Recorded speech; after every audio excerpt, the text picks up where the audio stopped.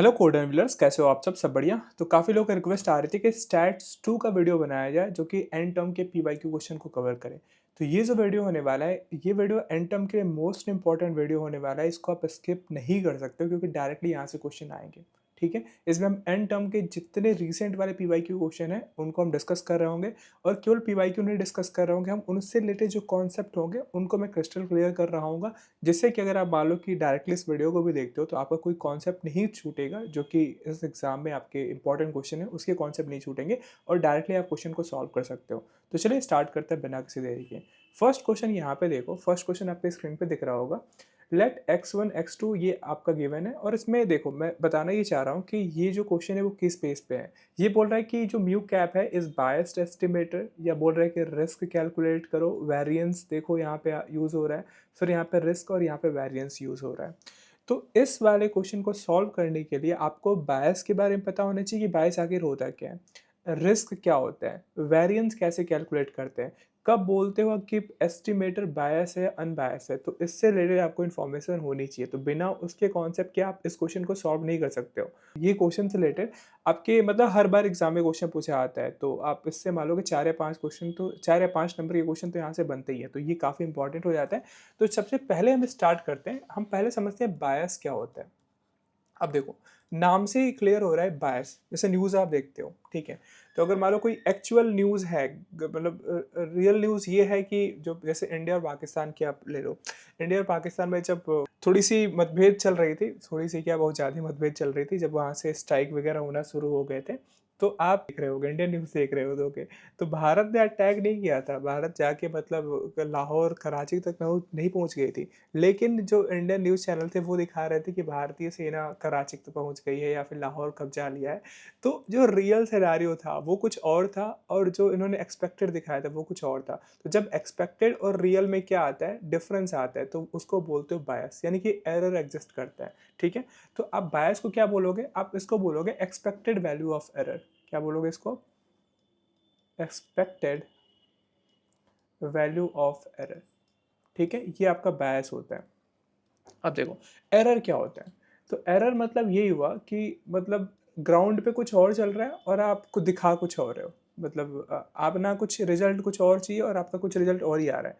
तो यानी कि मान लो कि थीटा कैप क्या है, ये एक्सपेक्टेड वैल्यू है, और ये माइनस ये थीटा क्या है, ये आपका रियल वैल्यू है। तो अगर इसमें आप इसको माइनस कर दोगे एक्सपेक्टेड में से जो रियल वैल्यू को, तो आपको क्या मिलेगा, ये आपका एरर मिलता है। ठीक है, अब देखो, ये क्या होता है, ये एस्टिमेटेड वैल्यू होता है और ये क्या होता है, रियल वैल्यू होता है। तो अगर मैं बोलूँ कि बायस बताओ इसका, बायस of theta cap comma theta, तो इसका बायस क्या होगा, जब आप एरर का एक्सपेक्टेड ले लेते हो, ये लिखा है ना एक्सपेक्टेड वैल्यू ऑफ एरर, तो जब आप एरर का, तो ये आपका एरर है थीटा कैप माइनस थीटा।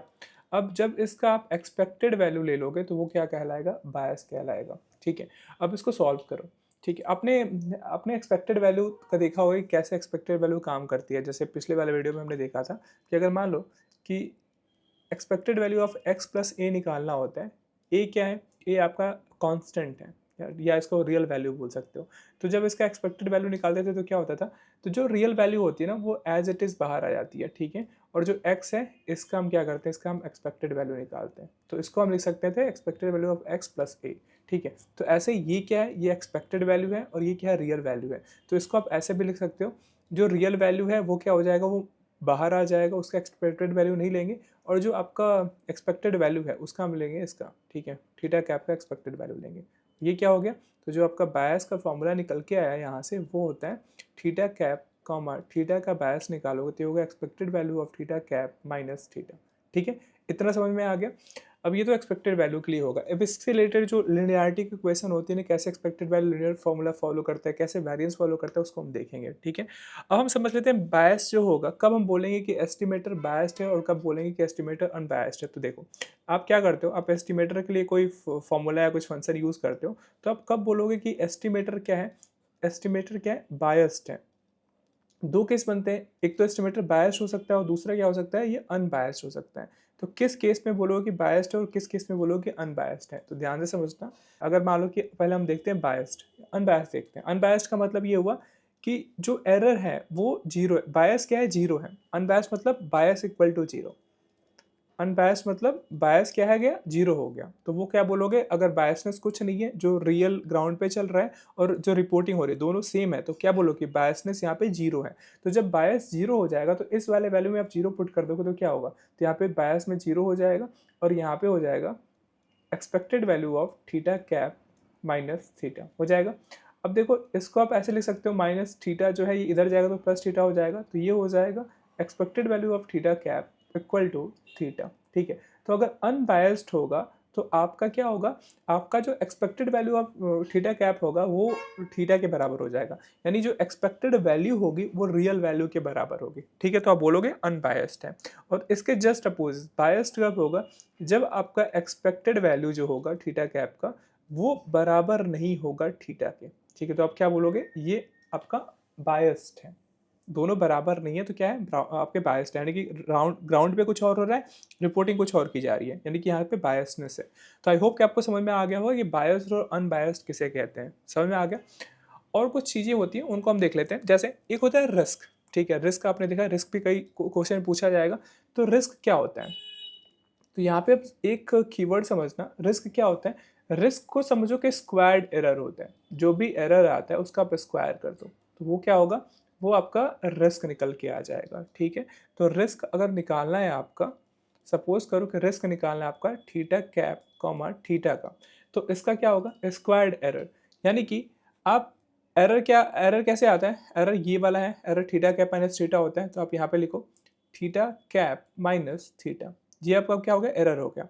अब इसका क्या कर दो, आप इसका स्क्वायर कर दो, स्क्वायर्ड एरर। ठीक है, और अब इसका एक्सपेक्टेड वैल्यू ले लो, तो यही क्या कहलाता है, रिस्क कहलाता है। समझ में आ गया। तो स्क्वायर्ड एरर का जब आप एक्सपेक्टेड वैल्यू लेते हो तो वो आपका रिस्क वैसे होता है। ठीक है, अब एक और थ्योरम आता है या फिर उसको फॉर्मूला बोल दो, उसको बोलते हैं बायस वेरिएंस थ्योरम। क्या बोलते हैं, बायस वेरिएंस ट्रेड ऑफ। अब ये क्या होता है, अब ये काफ़ी इंपॉर्टेंट है। देखो कहीं अगर रिस्क निकालने के लिए बोले तो आप इसका भी कर सकते हो यूज़, लेकिन जो बायस वेरिएंस ट्रेड ऑफ जो है ना, इसका भी काफ़ी यूज़ में आ जाता है कि आपको डायरेक्टली रिस्क लगाने की ज़रूरत नहीं है। देखो जो इस ये जो ट्रेड ऑफ बोलता है, ये बोलता है कि जो रिस्क होता है वो इक्वल होता है बायस का स्क्वायर कर दो, बायस का स्क्वायर प्लस वेरिएंस को ऐड कर दो, तो आपका रिस्क जो होता है वो क्या होता है, बायस का स्क्वायर प्लस वेरिएंस के ऐड के बराबर होता है, यानी सम के बराबर होता है। तो इसका यूज़ आप कहाँ करोगे ना, सपोज करो कि आपका बायस निकल के आ गया है और आपको वेरिएंस भी पता है, तो आप डायरेक्टली इस रिस्क को इस वाले फॉर्मूले से ना निकालो, आप डायरेक्टली इस इक्वेशन में पुट करके अगर दो आपको टर्म पता है तो आपका रिस्क निकल के आ जाएगा। तो ये यहाँ पे काफ़ी यूजफुल हो जाता है। अब इसको मान लो कि हम इसको टर्मिनोलॉजी में लिखे तो इसको कैसे आप लिख सकते हो, तो देखो, तो जो बायस होता है, अगर मान लो कि risk risk theta cap comma theta अगर निकालना है तो ये कैसे बराबर होगा, ये बायस के, तो बायस थीटा कैप कॉमा थीटा का square plus variance theta cap. ठीक है, इस तरीके से आप इसको लिखते हो। तो आपको समझ में आ गया रिस्क क्या होता है, बायस वेरिएंस ट्रेड ऑफ क्या होता है और बायस क्या होता है। अब जैसे हमने ये वाला देखा ना, ये क्या है, ये आपको मैंने पहले ही जो वीक 1 से लेके 4 तक का जो पहला वीडियो आया था उसमें मैंने ये पूरा बताया था कि कैसे प्रॉपर्टी काम करती है लिनियरिटी की। देखो एक्सपेक्टेड वैल्यू के लिए हम देख लेते हैं। अगर सपोज करो कि लिनियरिटी की कैसे काम करती है, अगर मान लो कि एक्सपेक्टेड वैल्यू निकालना है आपका ए एक्स का, ठीक है, ए एक्स का निकाल रहे हो, तो ए क्या है, कांस्टेंट है। तो जब इसका एक्सपेक्टेड वैल्यू निकालोगे ना तो ए बाहर ले सकते हो और आप लिखोगे a into expected value of x. ठीक है, समझ में आया। दूसरी प्रॉपर्टी ऐसे कहती है कि अगर सपोज करो कि एक्सपेक्टेड वैल्यू निकालनी है एक्स प्लस वाई की, तो इसको आप कैसे लिख सकते हो, आप x का एक्सपेक्टेड वैल्यू ले लो और plus expected value of y ले सकते हो। तो इसको आप ऐसे लिख सकते हो expected value of x E x plus expected value of y। काफ़ी इंपॉर्टेंट है, हर जगह आपके यूज़ में आएंगे, तो ये काफ़ी इंपॉर्टेंट होता है। ठीक है, तीसरा देखो, अगर मान लो कि आपको एक्सपेक्टेड वैल्यू निकालनी है ए एक्स प्लस बी वाई की, ठीक है, तो आप इसका कैसे निकाल सकते हो, तो ए जो है वो बाहर आ जाएगा, तो इसको आप ऐसे लिख सकते हो a into expected value of x plus b बाहर आ जाएगा और इसका लिख सकते हो एक्सपेक्टेड वैल्यू ऑफ वाई। आ गए समझ में। तो ये कुछ इंपॉर्टेंट एक्सपेक्टेड वैल्यू से प्रॉपर्टी हो गई। अब वेरिएंस देख लो, वेरिएंस के लिए क्या होता है, वेरिएंस के लिए भी इंपॉर्टेंट है। जैसे आपका यहाँ पे expected value of a x था, तो अगर ऐसे मान लो वेरिएंस होता और इसमें निकालना होता है वेरिएंस का ए इंटू एक्स का, तो इसका जो वेरिएंस निकल के आएगा वो क्या होगा, जो कांस्टेंट होता है वो बाहर निकलता है तो उसका स्क्वायर हो जाता है, तो ये होता है ए स्क्वायर वेरिएंस ऑफ एक्स। समझ में आया?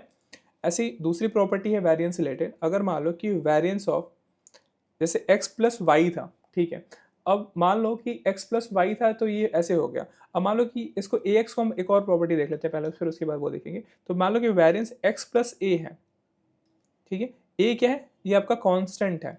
तो a अगर कांस्टेंट है तो ये कैसे आएगा, ये क्या होगा, कांस्टेंट इसमें से गायब हो जाएगा, यानी कि ये हो जाएगा वेरिएंस ऑफ x। समझ में आ गया? अगर वही मैं एक्सपेक्टेड वैल्यू की टर्म में बात करूँ कि अगर expected value of x plus a में करता तो यहाँ पे कैसे इसका होता, तो ये होता है expected value of x plus a. ठीक है, यहाँ पे जो कांस्टेंट होगा वो रहता है, रिमेनिंग रहता है। लेकिन जो वेरिएंस के केस में क्या होता है, एक्सपेक्टेड वैल्यू जब आप वेरिएंस लेते हो x प्लस ए का, तो वेरिएंस ऑफ x होता है और a यहाँ से a नहीं होता है, तो दोनों में डिफरेंस यही होता है। तो दोनों काफ़ी इंपॉर्टेंट है, इसको याद रखना। और ये भी इंपॉर्टेंट है कि वेरिएंस ऑफ ए एक्स लोगे तो इसका जो निकल के आएगा, जो a कांस्टेंट है वो बाहर आएगा तो a का स्क्वायर हो जाता है और वेरिएंस x होता है। इसका एग्जाम्पल और कहाँ पे ये आएगा, सपोज करो कि वेरिएंस ऑफ माइनस एक्स निकालना है आपको, ठीक है, तो इसका क्या होगा, तो इसका होता है कि -1, इसको मान लो कि -1 है तो इसको आप ऐसे भी लिख सकते हो, वेरिएंस ऑफ -1 इंटू एक्स लिख सकते हो। अब जो ये -1 है ये बाहर आएगा तो क्या हो जाएगा, -1 का स्क्वायर हो जाएगा, और ये क्या होगा, वेरिएंस ऑफ एक्स। अब इसको जो वेरिएंस ऑफ -x आएगा वो किसके बराबर हो जाएगा, -1 का स्क्वायर, स्क्वायर प्लस हो जाएगा तो ये हो जाएगा वेरिएंस ऑफ x के बराबर। ठीक है, तो -x होता है तो वो प्लस के x के बराबर ही होता है। इतना समझ में आ गया? अब एक और प्रॉपर्टी है, अब सपोज करो कि किसी केस में क्या होता है कि ये ध्यान देना कि सपोज करो कि कहीं पे आपका expected value of X square का आ जाए कि इसको कैसे निकालोगे, तो इसको कैसे निकालोगे, तो इसका तरीका होता है कि आपने वेरिएंस का फॉर्मूला पढ़ा होगा। ठीक है, जो वेरिएंस होता है, वेरिएंस ऑफ एक्स जो होता है वो क्या होता है, अगर हम जो डेटा है जो एक्स है उसमें से एक्सपेक्टेड वैल्यू क्या करें, माइनस करें, यानी मीन माइनस कर दें, और उसका क्या कर दें हम, स्क्वायर लें। ठीक है, स्क्वायर मतलब जो एक्चुअल डेटा है उसमें से मीन को माइनस करके उसका स्क्वायर, मतलब कितना वैरी कर रहा है डेटा, यही हम कर रहे हैं। यहाँ से डिफरेंस लेते हैं तो वेरिएंस निकल के आता है, और इसका हम एक्सपेक्टेड वैल्यू लेते हैं। ठीक है, तो वेरिएंस एक्स क्या होता है, expected value of x minus expected value of x का पूरे का होल स्क्वायर। एक्सपेक्टेड है एक्स का स्क्वायर नहीं है, पूरे का होल स्क्वायर है। तो आप इसको कैसे लिख सकते हो, आप इसको सिंप्लीफाई करो, तो इसको सिंप्लीफाई करोगे तो ये हो जाएगा वेरिएंस ऑफ एक्स, फिर ये हो जाएगा expected value of X A minus B का होल स्क्वायर वाला फॉर्मूला लगा दो, तो इसको लिख सकते हो एक्स स्क्वायर प्लस यहाँ पे क्या हो जाएगा, ये हो जाएगा एक्सपेक्टेड वैल्यू ऑफ एक्स, और ये पूरे का क्या हो जाता है, ये पूरे का स्क्वायर, और minus 2 into x into expected value of x लिख सकते हो। अब जब इसको सिंप्लीफाई करोगे तो देखो, अब एक्सपेक्टेड वैल्यू ऑफ एक्स को मान लो कि क्या है, ये मीन को बताता है, तो ये आप इसको इसके जगह पे म्यू भी लिख सकते हो। मैं इसको सिंप्लीफाई कर रहा हूँ, ठीक है, ये देखो इसके जगह आप लिख सकते हो ये एक्स स्क्वायर, ये एक्सपेक्टेड वैल्यू ऑफ एक्स यानी कि मीन होगा, तो यहाँ पे म्यू का स्क्वायर हो जाएगा -2 म्यू म्यू इंटू एक्स। ठीक है, आप इसको एक्स बोल दो या x1 बोल दो, ऐसे लिख सकते हो। अब यहाँ पे जब इसका एक्सपेक्टेड वैल्यू लोगे तो मैंने भी बताया था, देखो हर जगह इस थ्योरम का यूज़ में आएगा, जो ये वाला थ्योरम मैंने बताया था ना, जो इसका लिनियरिटी प्रॉपर्टी बताई थी, ये हर जगह यूज आएगा। तो अगर मान लो कि x square plus mu square -2 mu x है, तो आप इसको एक्स से लिख सकते हो, ये हो जाएगा expected value of X square minus, फिर यहाँ पे हो जाएगा, अब देखो ये जो है ये क्या है, ये वेरिएबल तो नहीं है, कांस्टेंट है, तो इसका हम एक्सपेक्टेड वैल्यू नहीं लेंगे। ये क्या है, ये आपका देखो, फिर ये हो जाएगा minus expected value of 2 mu x, और ये देखो ये क्या है, ये आपका कांस्टेंट है, तो जो कांस्टेंट होता है वो क्या होता है, वो डायरेक्टली ऐसे बाहर निकल जाता है, उसका एक्सपेक्टेड वैल्यू हम नहीं लेते हैं, तो ये क्या हो जाएगा, म्यू स्क्वायर बाहर आ जाएगा। अब इसको सिंप्लीफाई करो, ये हो जाएगा expected value of X square. अब यहाँ पे देखो जो 2 म्यू है ये क्या है, कांस्टेंट है, तो ये तो बाहर आ जाएगा। ठीक है, जैसे E expected value of a x निकालते थे तो ए क्या होता था, कांस्टेंट था, तो ये बाहर आता था, तो इसको क्या हो जाएगा, 2 म्यू बाहर आ जाएगा, और हम एक्सपेक्टेड वैल्यू किसका लेंगे, एक्सपेक्टेड वैल्यू लेंगे आप एक्स का। ठीक है, और यहाँ पे क्या हो जाएगा, ये म्यू स्क्वायर हो जाएगा। अब इसको सिंप्लीफाई करोगे तो यहाँ पे देखो जो एक्सपेक्टेड वैल्यू ऑफ एक्स है इसको हम क्या ले रहे थे, इसको म्यू लिख सकते हैं, तो ये हो जाएगा expected value of X square minus 2 mu, और एक्सपेक्टेड वैल्यू ऑफ एक्स की जगह पे हम क्या लिख सकते हैं, यहाँ पे म्यू लिख सकते हैं। ठीक है, लिख सकते हैं, और यहाँ पे क्या है, म्यू स्क्वायर है, तो ये हो गया expected value of X square minus 2 mu square plus mu square. 2 mu से माइनस प्लस म्यू इसको माइनस करोगे तो क्या हो जाएगा, ये हो जाएगा expected value of X square minus, और ये क्या हो जाएगा, माइनस म्यू का स्क्वायर हो जाएगा। अब ये जो वेरिएंस एक्स निकल के आया वो आया expected value of X square minus ये। अब मान लो कि इसको अगर ये हमें निकालना था expected value of X square, तो इसको वेरिएंस के टर्म में ऐसे लिख सकते हो, variance x plus mu square. ठीक है, म्यू क्या है, एक्सपेक्टेड वैल्यू ऑफ एक्स है, तो इसको आप ऐसे लिख सकते हो, expected value of X square equal to variance of x plus mu की जगह पे हम एक्सपेक्टेड वैल्यू ऑफ एक्स भी पुट कर सकते हैं क्योंकि वही तो होता है म्यू, और इसका हम कर देंगे एक्स स्क्वायर।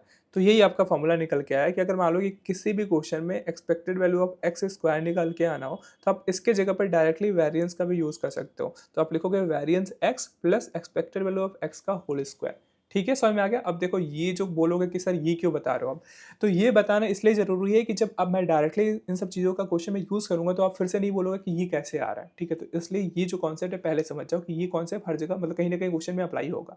तो बेसिक जो आपका थ्योरी था वो आप समझ गए। अब हम चलते हैं क्वेश्चन पे। तो जो फर्स्ट क्वेश्चन है उसको ध्यान से देखो।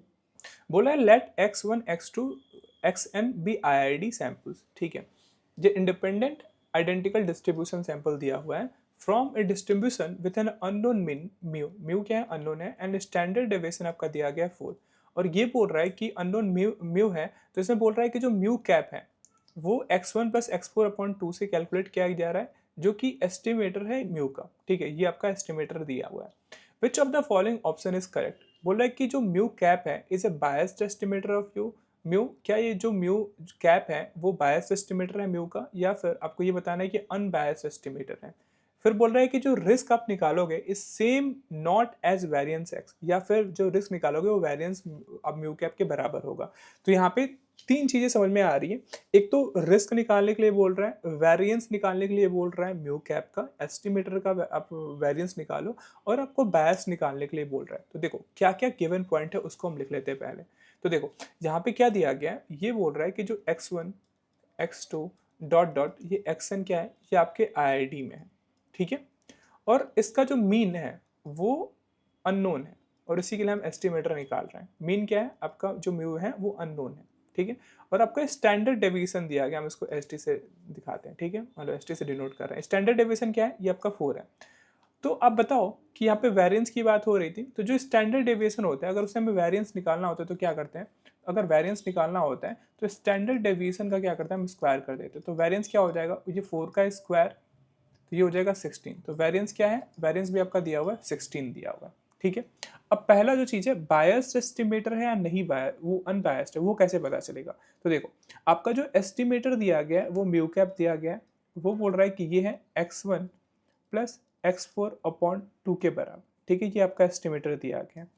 तो आप इसको कब बोलोगे बायस्ड है अनबायस्ड है। तो देखो बायस का केस क्या होता है कि दो तरीके से आप बना सकते हो, अब जैसे आपको समझ में आए वैसे बोल सकते हो। देखो अगर जो एस्टिमेटर है म्यू कैप, अगर उसकी एक्सपेक्टेड वैल्यू लो और वो क्या आ जाए, वो रियल वैल्यू के बराबर आ जाए, ठीक है, वो म्यू के बराबर आ जाए, तो आप क्या बोलोगे कि ये क्या है, ये अनबायस्ड है। या फिर आप बायस जब लेते हो, जब बायस निकालते हो, मान लो कि बायस आप निकाल रहे हो म्यू कैप कॉमा म्यू का बायस निकाल रहे हो, तो ये क्या होता है, ये एक्सपेक्टेड वैल्यू ऑफ एरर लेते हो, यानी कि म्यू कैप माइनस म्यू ये लेते हो। अब ये क्या आ जाए, ये जो बायसनेस है अगर ये जीरो आ जाए तो आप क्या बोलोगे, ये अनबायस्ड है। या फिर आप बोलोगे एक्सपेक्टेड वैल्यू ऑफ जो म्यू कैप वो म्यू के बराबर है। दोनों एक ही चीज़ दर्शाता है। ठीक, कैसे दर्शाता है वही मैं यहाँ पे बता रहा हूँ। अगर ये जीरो हो जाता है तो ये हो जाएगा expected value of mu cap minus mu. अब इसको बोल सकते हो expected value of mu cap. अब ये जीरो बायसनेस, अनबायस के केस में बायस क्या हो जाएगा, जीरो हो जाएगा, तो ये म्यू इधर आ जाएगा तो ये म्यू हो जाएगा। तो वही बात है, आप बायस जीरो निकालो तो भी वो अनबायस्ड होगा, या फिर expected value of mu cap equal to mu आ जाए तो भी क्या होगा, वो अनबायस्ड होगा। तो पहले बायस नहीं निकाल लेते हैं, बायस निकाल के देखते हैं कि ये जीरो आ रहा है कि नहीं आ रहा है। तो देखो, तो बायस का फॉर्मूला क्या होता है, तो बायस का फॉर्मूला हमें निकाला कि अगर म्यू कैप एस्टिमेटर ये और कामा म्यू। ठीक है, अब ये क्या हुआ, ये है, इसमें हम निकालते हैं expected value of mu cap minus mu. ठीक है, अब बताओ म्यू कैप क्या है, तो इसका एक्सपेक्टेड वैल्यू निकालोगे, तो म्यू कैप आपका दिया हुआ है x1 प्लस x4 अपॉन 2 दिया गया, और ये क्या है, माइनस म्यू है। ठीक है, ये आपका बायस निकाल रहे हो। तो यहाँ से क्या हो सकता है, मैंने एक्सपेक्टेड वैल्यू का पूरा प्रॉपर्टी बता दिया। तो जो कांस्टेंट होता है वो बाहर आ जाता है, ठीक है, कांस्टेंट वाला बाहर आ जाता है, और इसको आप लिख सकते हो expected value of x1 plus expected value of x4, लिख सकते हो, ठीक है, और ये हो जाएगा माइनस म्यू। अब इसमें देखो 1/2 expected value of x1 plus expected value of x4। अब ये सबसे पहले ही बोल रहा था कि जो x1 x2 x3 dot dot करके xn है, ये क्या है, IID है। IID अगर है तो इसका भी मीन क्या होगा, इसका भी मीन म्यू होगा, इसका भी मीन क्या होगा, म्यू होगा, इसका भी मीन क्या होगा, म्यू होगा। तो आप expected value of E x1 की जगह पे क्या लिख सकते हो, इसका मीन क्या होगा, इसका जो मीन होगा ये आपका म्यू ही होगा। एक्सपेक्टेड वैल्यू ऑफ x पर इसका भी मीन क्या होगा, ये आपका म्यू ही होगा, ठीक है, क्योंकि IID है, माइनस म्यू। अब इसको सॉल्व करोगे तो ये हो जाएगा 1/2 म्यू प्लस म्यू, ये क्या हो जाएगा, ये हो जाएगा 2 म्यू, और ये हो जाएगा माइनस म्यू। ये 2 से 2 कैंसिल आउट हो गया, तो यहाँ बचा mu minus mu. Mu minus mu क्या होता है, ये जीरो होता है। तो यहाँ से बायसनेस हमारा क्या आ रहा है, जो हमारा बायस निकल के हमें आया, तो हमने देखा कि जो बायस यहाँ से निकल के आ रहा है इस वाले एस्टिमेटर का, म्यू कैप कॉमा म्यू का, ये क्या आ रहा है, जीरो आ रहा है। तो जब ये बायसनेस जीरो आ रहा है तो ये क्या होगा, ये अनबायस्ड होगा। क्या होगा, अनबायस्ड होगा। तो यानी कि म्यू कैप एस्टिमेटर जो है वो क्या है, वो अनबायस्ड आपका क्या है, अनबायस्ड एस्टिमेटर है म्यू का। तो इसमें देखो अनबायस्ड वाला कहाँ ऑप्शन दे रहा है, तो इसमें देख रहा है क्या, फर्स्ट देखो mu mu cap is biased estimator, biased estimator नहीं क्योंकि बायस में जीरो आ रहा है, तो ये क्या हो जाएगा, रॉन्ग हो जाएगा। ये बोल रहा है mu cap is an unbiased estimator of you, ये वाला सही होगा। क्योंकि अनबायस्ड कब होता है कि दोनों का जब हमने निकाला एस्टिमेटेड एरर निकाला तो ये बायस क्या आ रहा है, ये बायस जीरो आ रहा है, तो ये वाला ऑप्शन राइट होगा। ठीक है, तो ये समझ में आ गया बायसनेस और अनबायसनेस। अब आ रहा है कि रिस्क बोल रहे हैं, तो देखो रिस्क कैसे कैलकुलेट करते हैं वो देख लेते हैं। तो देखो, तो रिस्क से पहले हम लिख लेते हैं वेरिएंस कैलकुलेट करना। ठीक है, बोल रहा है कि वेरिएंस ऑफ म्यू कैप निकालो। ठीक है, क्या बोल रहा है, वेरिएंस ऑफ म्यू कैप निकालने के लिए बोल रहा है। तो अब म्यू कैप क्या है, यहाँ पे एस्टिमेटर दिया गया, आप इसको यहाँ पे रख दो, तो ये है x1 प्लस x4/2 दिया है। अब देखो, अब इसमें क्या होता है, मैंने अभी प्रॉपर्टी बताई कि अगर वेरिएंस ऑफ ए एक्स होता है, ए कांस्टेंट है, तो ये ए बाहर आता है, तो क्या होता है, ए स्क्वायर वेरिएंस ऑफ एक्स हो जाता है, हो जाता है। तो यहाँ पे 1/2 क्या है, कांस्टेंट है, ये बाहर आ जाएगा, तो क्या हो जाएगा 1/2 का स्क्वायर, तो ये हो जाएगा 1/4। ठीक है, फिर ये हो जाएगा variance of x1 plus variance of x4 हो जाएगा। ठीक है, अब यहाँ पे देखो 1/4। अब जो x1 है और x1 है, x1 से लेके xn तक, ये सारे के सारे क्या है, IID। IID है मतलब इनका मीन भी क्या होगा, हर एक का सेम होगा, और जो वेरिएंस भी होगा वो सेम होगा। तो वेरिएंस ऑफ x1 क्या है, यहाँ पे हमने निकाला था 16 निकाला था, तो यहाँ पे हो जाएगा वेरिएंस ऑफ x1 भी 16 होगा, और इसका भी वेरिएंस ऑफ x4 का भी क्या होगा, 16 होगा। तो आप इसको कैलकुलेट करो, 1/4 इंटू 16 + 16, ये हो जाएगा 32। ये इससे डिवाइड करोगे तो क्या हो जाएगा, 8 आ जाएगा। तो जो वेरिएंस ऑफ म्यू कैप आ रहा है वो क्या आ रहा है, वो 8 आ रहा है। अब इससे बोल रहा है कि जो रिस्क है क्या वो सेम है वेरिएंस ऑफ म्यू के, तो आप रिस्क भी आप यहाँ पे कैलकुलेट करना होगा, तो बता सकते हो कि दोनों सेम है या फिर बराबर, सेम है या फिर बराबर नहीं है। तो देखो, तो हमने फॉर्मूला बताया था आपको, देखो रिस्क इक्वल टू क्या होता है, ये होता है वेरिएंस प्लस बायस का स्क्वायर। अभी बताया था ना ऊपर, देखो अभी हमने देख के आए थे, हमने पूरा कॉन्सेप्ट मैंने आपको बताया था। देखो ये वाला जो है, ये हमने कॉन्सेप्ट आपको बताया था, ठीक है, कि जो यहाँ पे देखो ये वाला बायस वेरिएंस ट्रेड ऑफ, आप क्या जानते हो कि risk equal to bias square plus variance होता है, तो वही हमने यहाँ पे फॉर्मूला लगाया हुआ है। ठीक है, अब इसको जब लगाओगे तो आपको पता है कि जो रिस्क होगा वो किसके बराबर होगा, जो risk mu cap comma mu होगा वो वेरिएंस प्लस बायस का स्क्वायर। तो बायस हमने निकाला, तो बायस क्या निकल के आ रहा है, म्यू कैप कॉमा म्यू का वो जीरो आ रहा है, तो ये क्या हो जाएगा, ये हो जाएगा वेरिएंस प्लस जीरो के बराबर। वेरिएंस ऑफ म्यू कैप कितना निकल के आया, वो 8 आया। तो जो रिस्क होगा वो क्या होगा, वो म्यू कैप कॉमा म्यू ये वेरिएंस के बराबर होगा।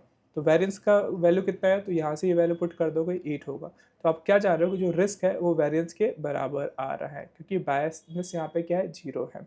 ठीक है, तो इसमें क्या क्या बोल रहा है सेकंड वाला ऑप्शन, सेकंड वाला ऑप्शन बोलता है कि रिस्क जो है वो सेम नॉट है, is same not as variance. लेकिन ये क्या होगा, गलत होगा, क्योंकि बायस जब यहाँ पे जीरो हो जाए तो रिस्क और वेरिएंस क्या होंगे, दोनों सेम हो जाएंगे, तो ये वाला ऑप्शन राइट होगा। समझ आ गया? तो आपको वेरिएंस निकालना, रिस्क निकालना, बायस्ड है अनबायस्ड है, ये भी आपको समझ में आ गया होगा। आगे बढ़ते हैं, अगला क्वेश्चन देखते हैं। नेक्स्ट क्वेश्चन देखो, इसमें भी आपका एक्सपेक्टेड वैल्यू, वेरिएंस और रिस्क जो निकालना है सेम कॉन्सेप्ट पे होगा। ठीक है, क्वेश्चन देखते हैं। सपोज x1 x2 ये xn तक ये क्या है, आईआईडी है और ये यूनिफॉर्म डिस्ट्रीब्यूशन फॉलो करता है 0, थीटा। ठीक है, अब यहाँ पे बोल रहा है कि थीटा कैप लिया गया है जो कि एस्टिमेटर है और थीटा का। ठीक है, और इसका ये दिया होगा थीटा कैप।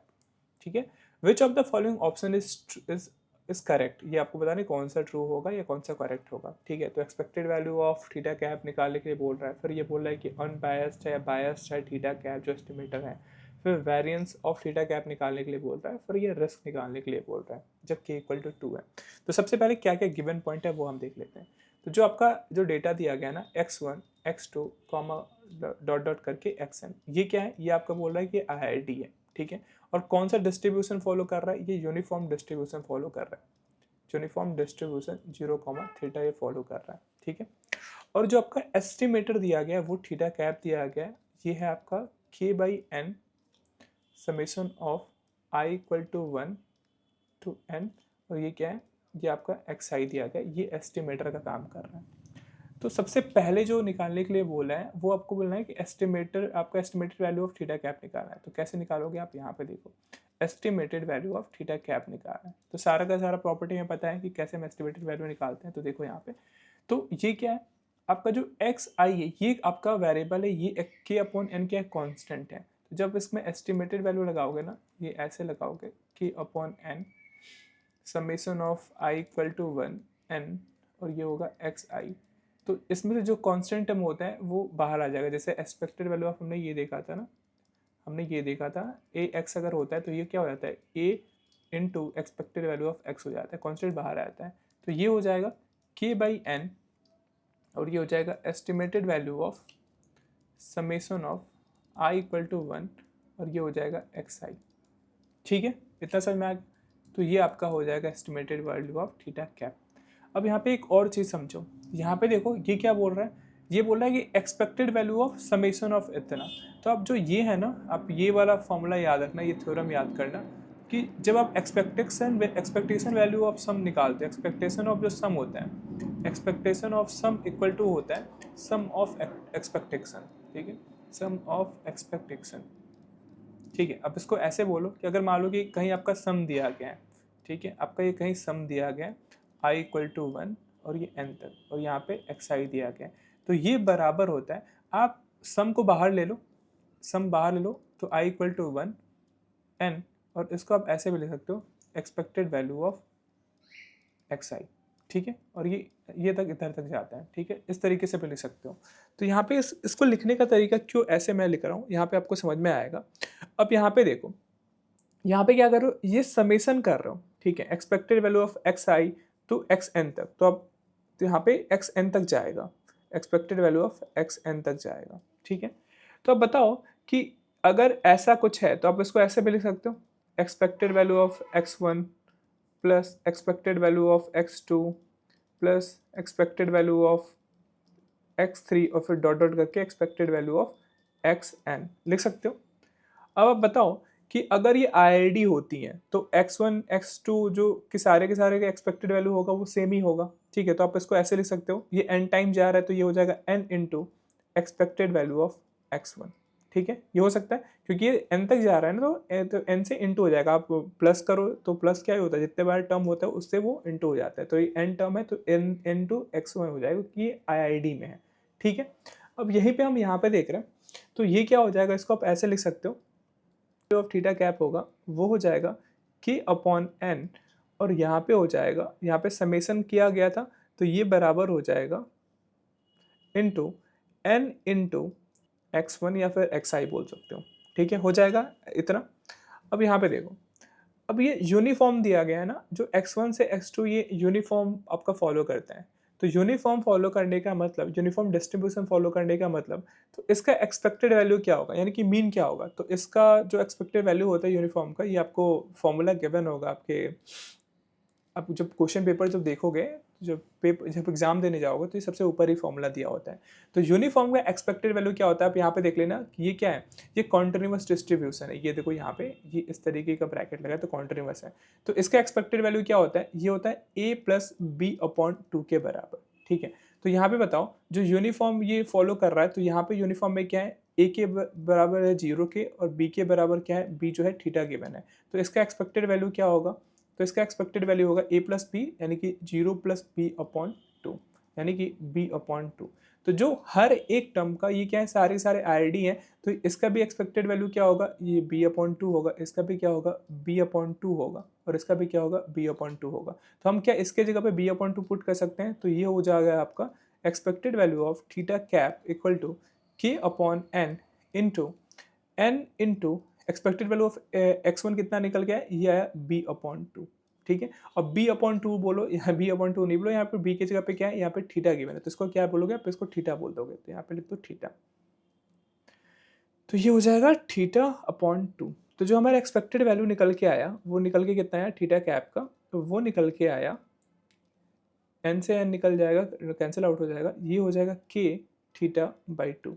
ठीक है, अब इसका मैच कर लो, क्या ये इसके बराबर आ रहा है, तो यहाँ पे आप देखो कि कितना दिया है, ये एक्सपेक्टेड वैल्यू ऑफ थीटा दे रहा है K N into N plus one, तो ये वाला क्या होगा, गलत होगा। आपका आना चाहिए expected value of theta cap के थीटा अपॉन टू के बराबर आएगा। ठीक है, अब यहाँ पे देखो, ये बोला कि जो expected value of theta cap आ रहा है वो थीटा होगा फॉर ऑल वैल्यूज ऑफ के। ऐसा कुछ हो सकता है कि आप के जगह पे कुछ भी रखो तो वो थीटा के बराबर हो जाएगा, तो नहीं, देखो सभी वैल्यूज के लिए नहीं होगा। कब जो ई थीटा कैप जो होगा, estimated value of theta cap होगा, वो थीटा के बराबर होगा। कब होगा, तो जब हम इफ के इक्वल टू अगर हम टू पुट करते हैं तो क्या होगा, आप इसको देखो, तो ये estimated value of theta cap क्या होगा, के जगह पे टू रखोगे तो क्या होगा, two into theta upon two, two से टू क्या हो जाएगा, कैंसिल हो जाएगा। तो अब इस केस में क्या होगा, theta cap equal to theta के बराबर होगा।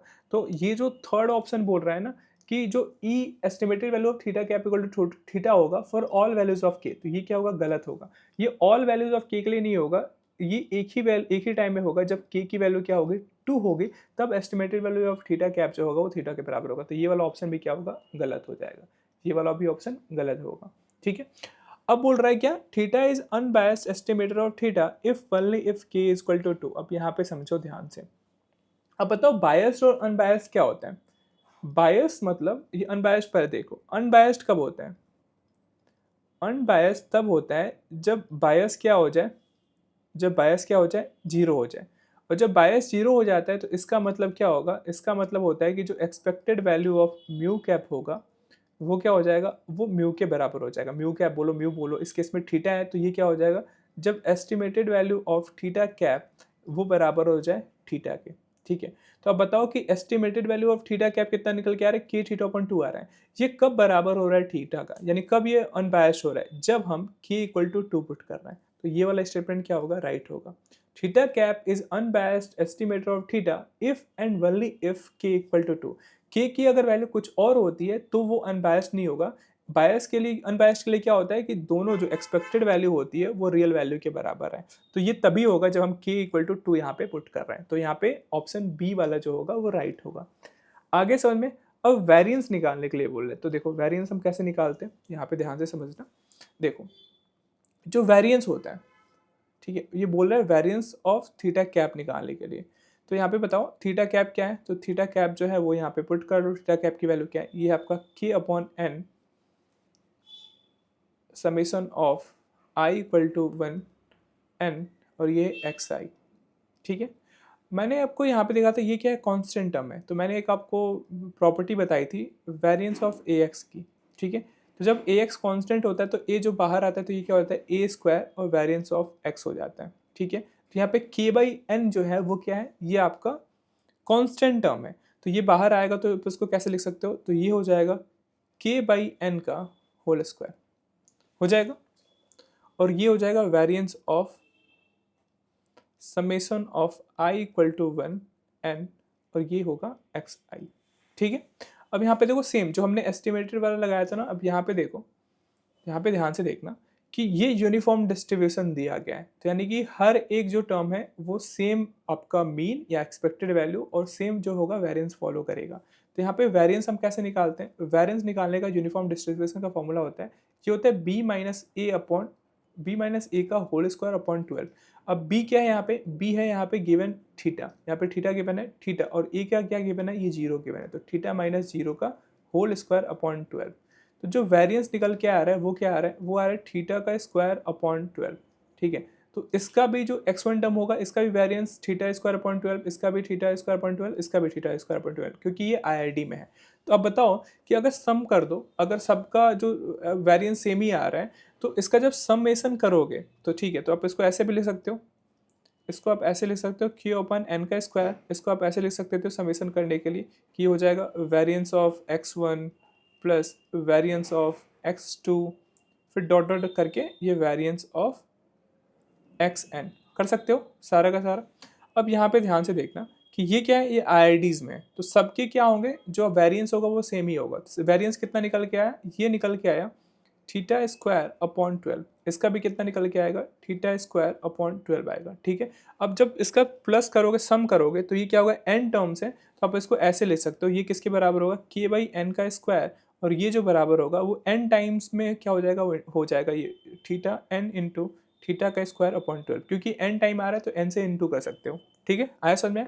अब इसको सिंप्लीफाई करो तो ये हो जाएगा k square upon n square into n into theta square upon 12। ठीक है, होगा, समझ में आया। फिर ये क्या होगा, ये n से ये n कट जाएगा, तो ये आपका आया k square theta square upon 12n जाए। अब इस पे देख लो, यही आपका वेरिएंस आ रहा है, तो देखो ये वाला वेरिएंस आपका आना चाहिए। ऑप्शन मैच करते हैं, यहाँ पे देखो वेरिएंस थीटा कैप कितना आ रहा है, k square theta square n into 12, तो ये क्या होगा, ये ऑप्शन राइट होगा। ठीक है, तो वेरिएंस भी हमारा निकल के आ गया। अब बोल रहा है कि जो रिस्क है वो इक्वल होगा थीटा स्क्वायर अपॉन 3n के, जब k इक्वल टू 2 हो। तो अब क्या करो, आप जानते हो रिस्क का फॉर्मूला जानते हो, ठीक है, तो वो भी अप्लाई करते हैं। यहाँ पे देखो, आप यहाँ पे ध्यान से देखना, रिस्क निकालने के लिए बोल रहे हैं। ठीक है, कब निकालने के लिए रिस्क बोल रहे हैं, जब k इक्वल टू 2 हो तो रिस्क निकालो। तो हमें पता है रिस्क क्या होता है, जो रिस्क होता है वो बायस का स्क्वायर होता है प्लस वेरिएंस होता है। ठीक है, हमने ये पढ़ा था। अब हमें पता है पहले से कि ये अनबायस्ड है। ठीक है, अनबायस्ड कैसे, जब k इक्वल टू 2 हम पुट कर रहे हैं तो जो estimated value of theta cap आ रहा है वो थीटा के बराबर आ जा रहा है। ठीक है, तो इसका मतलब ये होगा कि बायस क्या होगा, ये जीरो होगा। अनबायस्ड के केस में क्या होता है, बायस जीरो होगा, तो ये क्या होगा, ये जीरो हो जाएगा, तो जीरो का स्क्वायर जीरो ही होता है। तो इस केस में बोल रहा है कि जो रिस्क होगा वो क्या होगा, वो वेरिएंस के बराबर हो जाएगा, क्योंकि बायसनेस जीरो है, यानी कि अनबायस्ड आपका ये एस्टिमेटर है, तो रिस्क क्या होगा, वो वेरिएंस के बराबर होगा। वेरिएंस क्या है, वेरिएंस हमने अभी निकाला, ये है k square theta square upon 12 into n के बराबर। और बोल रहा है कि आपको रिस्क निकालना है k इक्वल टू 2 पे, तो यहाँ पे k की वैल्यू 2 पुट कर दो, तो ये हो जाएगा 2 का square theta square upon 12 into n. ये हो जाएगा 2 का स्क्वायर 4, और ये हो जाएगा 4 theta square upon 12 into n. 4 से इसमें करेगा करोगे तो कैंसिल आउट होगा, 3 हो जाएगा, तो 4 4 3 12, तो ये हो जाएगा थीटा स्क्वायर अपॉन 3n।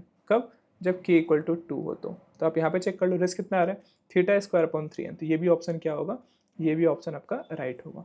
समझ में आ गया। तो सेम जो हमने कॉन्सेप्ट पढ़ा था, अगर एक बार आपको कॉन्सेप्ट क्लियर हो जाता है, सारा का सारा क्वेश्चन आपका बन जाएगा। इतना समझ में आ गया, आगे बढ़ते हैं, अगला क्वेश्चन देखते हैं। अगला क्वेश्चन देखो क्या कहता है, ये भी आपके रिसेंट वाले एग्जाम में पूछा गया था। सपोज x1 x2 ये IID सैंपल है, और distribution x with an unknown mean mu है, वेरिएंस आपका म्यू स्क्वायर है, सिग्मा स्क्वायर है। फिर आपका म्यू वन बोल रहा है ये है, म्यू वन एस्टिमेटर ये दिया गया है, म्यू टू एस्टिमेटर ये दिया गया है। दोनों एस्टिमेटर क्या है, ये म्यू के एस्टिमेटर है। तो आपको बोलना है कि जो म्यू वन है वो क्या, वो बायस, उसका जो बायस अगर निकालोगे क्या उसका बायस जीरो आएगा। फिर आपका क्या म्यू टू का जब निकालोगे तो क्या इसका बायस जीरो आएगा, इक्वल टू नॉट जीरो आएगा। फिर आप देखोगे वेरिएंस निकालोगे म्यू कैप का, तो वो लेस देन आना चाहिए म्यू टू का, म्यू टू कैप के वेरिएंस का। तो इसमें क्या करना है, सेम मैंने सब कुछ बता दिया है। इसमें बायसनेस, आपको बायस चेक करना होगा, बायस निकालना होगा। बायस निकालने के लिए आपको क्या करना होगा, तो आपको जानते हो ये वाला फॉर्मूला लगाना है कि बायस इसका भी निकालना होता है। तो आप ऐसे करते हो, म्यू कैप का एक्सपेक्टेड वैल्यू निकाल लो माइनस म्यू कर लो। ठीक है, ऐसे बायस निकालोगे तो आपको पता है कैसे एक्सपेक्टेड निकालते हैं। तो ये आपके लिए होमवर्क होगा। ठीक है, आपको होमवर्क है ये, आपको इसको करना है और कमेंट बॉक्स में इसका आंसर देना है कि आपका बायस जीरो आ रहा है कि नहीं आ रहा है। ठीक है, ऐसे ही आपका वेरिएंस कैलकुलेट करना है। सेम अभी तक मैंने यही देखा है कि वेरिएंस कैसे निकालते हैं, बायस कैसे निकालते हैं। तो आप, आई होप कि आपको ये कर लोगे। ठीक है, आगे बढ़ते हैं, अगला क्वेश्चन देखते हैं। अगला क्वेश्चन भी अभी रिसेंट वाला जो एग्जाम हुआ था अगस्त में, उसी में पूछा गया क्वेश्चन। तो इसमें देखो क्या बोल रहा है। इसमें बोल रहा है कि x1 x2 x30 तक है और IID samples from binomial distribution. ये यहाँ पे दे दिया कि ये बाइनोमियल डिस्ट्रीब्यूशन फॉलो कर रहा है। Unknown parameter p and known parameter n. Let p1 p2 p3 are be the three estimator। ठीक है, ये आपके p1 cap, p2 cap, p3 ये क्या है, एस्टिमेटर है, जो कि एस्टिमेट किसकी वैल्यू करेंगे, p की वैल्यू एस्टिमेट करेंगे। ठीक है, तो आपको बोल रहा है कि p1 जो है वो अनबायस्ड एस्टिमेटर है p का, p2 बायस्ड एस्टिमेटर है, p3 अनबायस्ड है। तो इसमें भी क्या करना होगा, इसमें भी आपको बायसेस निकालना होगा। तो देखो इसमें क्या क्या गिवन है। सबसे पहले जो गिवन पॉइंट है वो हम देख लेते हैं। ये बोल रहा है कि x1 x2 x3 dot dot ये x30 तक है। ठीक है, ये बोल रहा है क्या, ये आपके IID हैं। ठीक है, तो आप IID है और ये कौन से डिस्ट्रीब्यूशन फॉलो कर रहे हैं, ये बाइनोमियल डिस्ट्रीब्यूशन फॉलो कर रहा है। ठीक है, तो अब बताओ कि जब बाइनोमियल डिस्ट्रीब्यूशन फॉलो करेंगे तो बाइनोमियल का क्या होता है, ये बाइनोमियल n और p। तो p क्या है, ये अननोन है, और जो आपका n है वो आपका नोन है, ये 30 है। ठीक है, तो अब बताओ कि जब ये IID फॉलो कर रहे हैं तो हर एक जो ये होगा इसका क्या होगा, x1 भी क्या होगा, ये सेम टाइप के आपका एक्सपेक्टेड वैल्यू क्या करेंगे, एक्सेप्ट करेंगे। यानी कि इसकी भी एक्सपेक्टेड मीन सेम होगा, इसका भी मीन सेम होगा, इसका भी मीन सेम होगा, इसका भी मीन सेम होगा। ठीक है, समझ में आ गया। तो बाइनोमियल ये फॉलो कर रहा है, तो आपके जो एग्जाम दोगे तो वहाँ पे भी आपका एक सीट मिलता है, जो आंसर ऊपर जो सबसे ऊपर यही मेंशन होता है कि फॉर्मूला मेंशन होते हैं।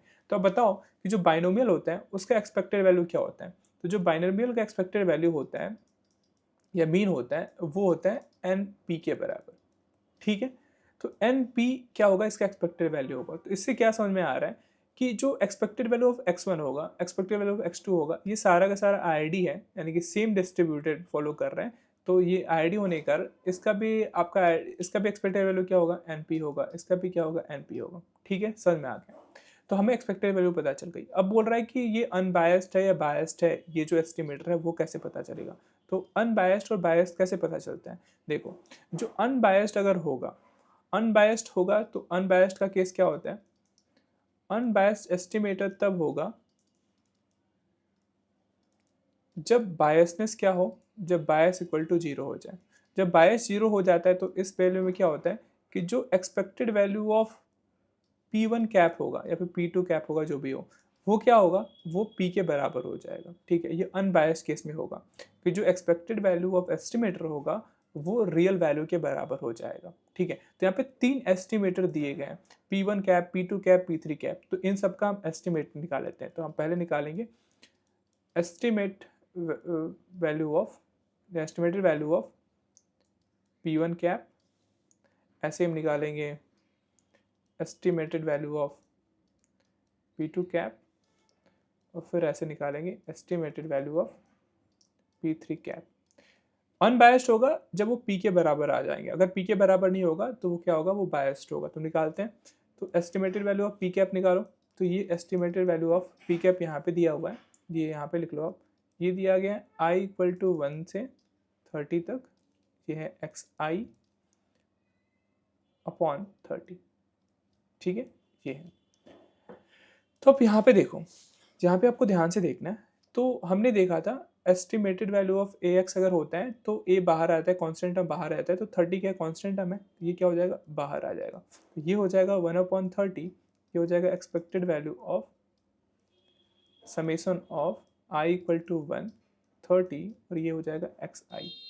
अब यहाँ पे चीज़ें एक बार समझना कि समेसन ऑफ XI है और ये एक्सपेक्टेड वैल्यू ले रहा है। ठीक है, तो आप इसको ऐसे लिख सकते हो 1/30 इंटू ये समेसन ऑफ, अब क्या करो, एक्सपेक्टेड वैल्यू ऑफ समेसन बोलो, वो क्या होता है, समेसन ऑफ एक्सपेक्टेड वैल्यू के बराबर होता है। तो आप इसको ऐसे भी लिख सकते हो summation of I equal to 1 30, और ये एक्सपेक्टेड वैल्यू ऑफ XI। अब XI ये है, XI plus X2 X3 X3 XI करके चला जाएगा। तो ये सबका जो एक्सपेक्टेड वैल्यू क्या है, ये आपका NP ही है। क्या है, NP ही है। तो यहाँ पे कितने टर्म्स आ रहे हैं, तो अब मान लो कि सबका XP है, अब मान लो कि X1 का भी आपका NP है, X2 का भी है, X3 का भी NP है, और ये X30 तक जा रहा है। तो इसका NP है, इसका NP है, इसका NP है, ठीक है, और इसका भी NP है। तो ये क्या होगा, जब आप सबका सम करोगे तो क्या होगा, ये कितने बार एनपी आएगा, जितनी बार टर्म्स होगा उतनी बार आएगा, तो ये हो जाएगा 30 इंटू एनपी बराबर होगा।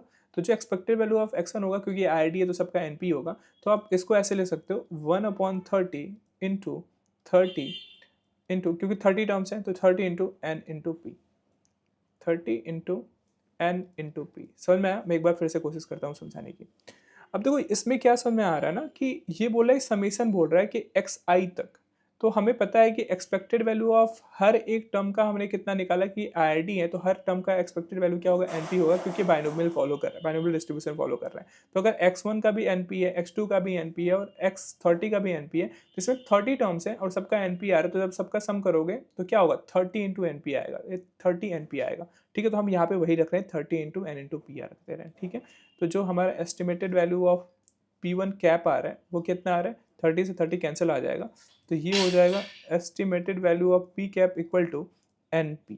ठीक है, अब ये अनबायस्ड तब होता जब ये क्या होता, जब ये इसके P1 कैप के बराबर P होता, लेकिन यहाँ पे NP के बराबर आ रहा है, तो ये क्या होगा, ये अनबायस्ड ना होकर ये बायस्ड है। क्या है ये आपका बायस्ड है, P1 क्या है, बायस्ड है, बायस्ड एस्टिमेट है। तो ये बोल रहा है P1 इज एन अनबायस्ड, तो अनबायस्ड नहीं है, तो क्या है ये बायस्ड है। अगर अनबायस्ड होता तो पी के बराबर आता, ठीक है, बायसनेस इसकी जीरो आती, तो ये वाला स्टेटमेंट क्या हो गया, गलत हो गया। अब P2 की निकालते हैं कि P2 का क्या केस है, तो यहाँ पे P2 का निकालते हैं एस्टिमेटेड वैल्यू, तो ये हो जाएगा एस्टिमेटेड वैल्यू ऑफ P2 क्या है, ये दिया गया है, n इसमें इंटू कर दिया गया है, सबको सेम है, तो ये हो जाएगा i इक्वल टू 0 30, ये है एक्स आई अपॉन 30। अब देखो कुछ नहीं है, सब कुछ सेम है, लेकिन n यहाँ पे कर रहा है, तो सब कुछ यहाँ पे सेम ही है, बस एक n एक्स्ट्रा ऐड हो जा रहा है, तो हम इसको ऐसे डायरेक्टली लिख सकते हैं, पूरा सॉल्व करने से अच्छा है कि अब n क्या कांस्टेंट है, तो n पहले ही बाहर आ जाएगा, तो ये हो जाएगा n अपॉन 30। ठीक है, और इसका क्या होगा, इसका भी हमने निकाला था, इसका हो जाएगा 30 टर्म्स है, तो 30 इंटू एन इंटू पी हो जाएगा, 30 इंटू एन इंटू पी।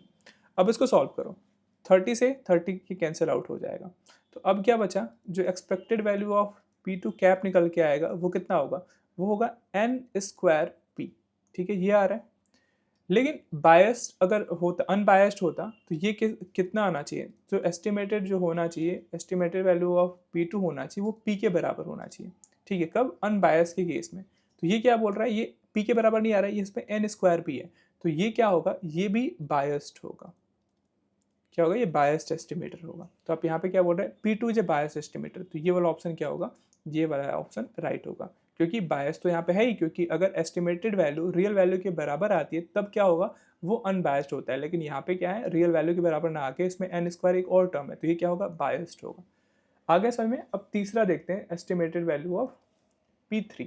ठीक है, अब इसमें क्या बोल रहा है, देखो इसमें नीचे क्या है, 30n दे दिया गया, तो इसको भी हम लिख लेते हैं, एस्टिमेटेड वैल्यू ऑफ, सब कुछ सेम है, आई इक्वल टू 1, ये 0 से नहीं 1 से, ठीक है, आई इक्वल टू 1, और ये 30 तक जा रहा है, और ये क्या है, एक्स आई तक है। ठीक है, तो और नीचे क्या है, 30n से डिवाइडेड है, तो जो हम 30 बाहर लेके जा रहे थे ना, तो इसमें क्या हो जाएगा, वो कांस्टेंट जो है वो बाहर आएगा, ई एक्स वाला फॉर्मूला लगाओ, expected value of a x, तो ए बाहर आ जाता है, तो वैसे ही जो कांस्टेंट है वो बाहर आ गया। अब हमने इसको देखा है कि ये क्या देगा, समेशन ऑफ एक्स आई है, हर आई फॉलो कर रहा है, तो 30 टर्म्स है, तो ये क्या हो जाएगा, ये 30 इंटू एन इंटू पी हो जाएगा 30 टर्म्स हैं इसमें, तो 30 इंटू और x, expected value of x i क्या है, हर के ये बाइनोमियल डिस्ट्रीब्यूशन फॉलो कर रहा है, तो इसका एक्सपेक्टेड वैल्यू मीन क्या होता है, एनपी होता है, तो ये हमने लिखा है 30 इंटू एन इंटू पी, हमने पहले ही समझाया था आपको। तो 30n से 30n ये क्या हो जाएगा, कैंसिल आउट हो जाएगा, तो जो एक्सपेक्टेड वैल्यू ऑफ P3 आ रहा है वो क्या आ रहा है, वो P के बराबर आ रहा है। तो इस केस में क्या होता है, जब एक्सपेक्टेड वैल्यू रियल वैल्यू के बराबर आती है तो ये अनबायस्ड होता है। क्या होता है, ये अनबायस्ड होता है, क्योंकि उसमें कोई भी गलती नहीं है, कोई भी एरर नहीं है, बायसनेस जीरो है। तो ये क्या बोला है, P3 is unbiased estimator of P, तो ये क्या होगा, राइट होगा, क्योंकि अनबायस्ड है। और ये बोला है ऑल थ्री आर बायस्ड, तो ये भी गलत होगा, ऑल थ्री आर बायस्ड नहीं है। ठीक है, कौन कौन से बायस्ड हैं, P1 और आपका P2 ये बायस्ड है, और P3 क्या है, ये आपका अनबायस्ड है। समझ में आ गया। तो ऐसे हम बायसनेस निकालते हैं, कुछ है नहीं, बस केवल आपको ये पता होना चाहिए कि बायस्ड कब होता है और अनबायस्ड कब होता है, अनबायस्ड कब होता है, तो अगर ये आपको पता है तो आपका आराम से हो जाएगा। अगला क्वेश्चन भी सेम है, आपका अनबायस्ड एस्टिमेटर बोलने के लिए बोल रहा है, फिर आपका मीन स्क्वायर्ड एरर जो अभी हमने देखा था, रिगार्डलेस द सेम साइज। ठीक है, मीन स्क्वायर्ड एरर हमने दिखा था ना, μ3 इज ए बायस एस्टिमेट, तो ये भी बायस और अनबायस निकालने के लिए बोल रहा है, तो ये भी आपके लिए होमवर्क होगा, इसका भी आप आंसर कमेंट में मतलब मेंशन करना, ठीक है। आगे बढ़ते हैं, अगला क्वेश्चन देखते हैं। नेक्स्ट क्वेश्चन देखो क्या कहता है, a four sided die is such that the probability of getting any number from 1 to 3 is theta and the probability of getting 4 is 1 minus 3 theta.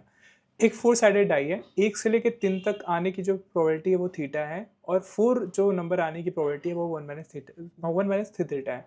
The die is rolled 7 time, जो die है उसको 7 बार घुमा मतलब role किया जाता है, तो ये आउटकम्स आ रहे हैं, ठीक है।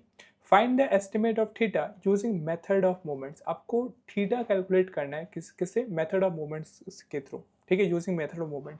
तो आपको यहाँ पे मेथड ऑफ मोमेंट पता होना चाहिए कि मेथड ऑफ मोमेंट का फॉर्मूला क्या होता है, ये कॉन्सेप्ट क्या होता है। तो समझो, जो मेथड ऑफ मोमेंट होता है ना, किसी भी अगर थीटा या फिर कोई भी अननोन जो वेरिएबल है उसका अगर निकालना होता है मेथड ऑफ मोमेंट, तो वो कैसे निकलता है, वो होता है सैंपल मीन।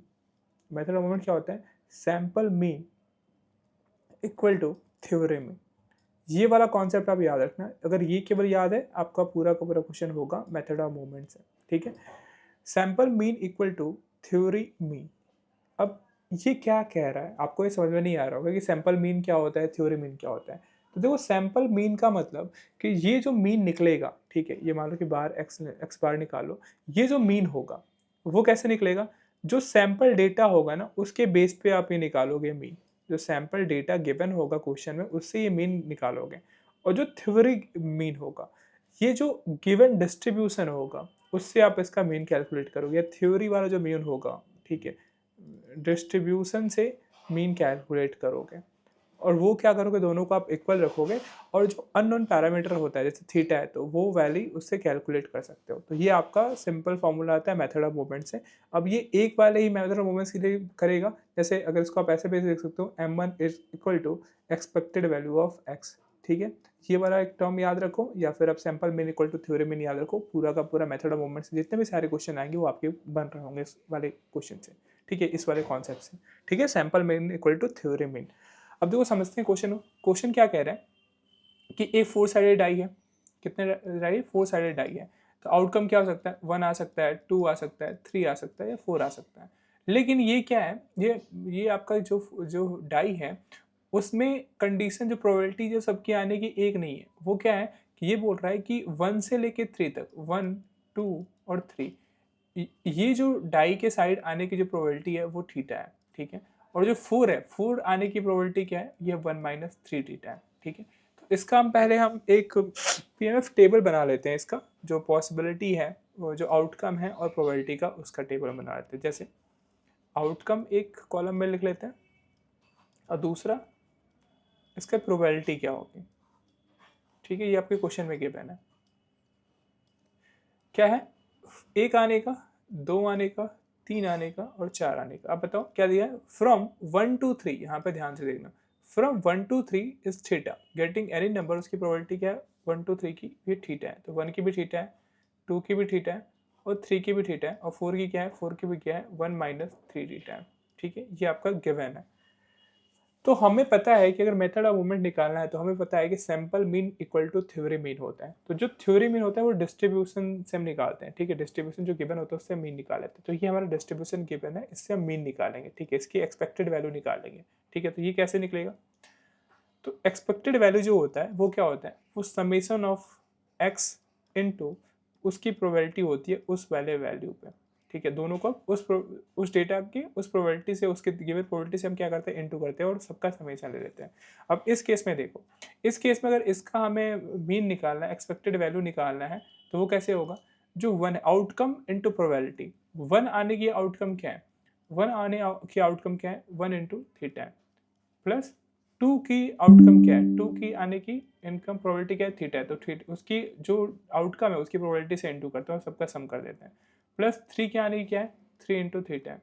फिर वैसे 4 की आने की प्रोबेबिलिटी क्या है, ये है 1 minus 3 थीटा है, ठीक है।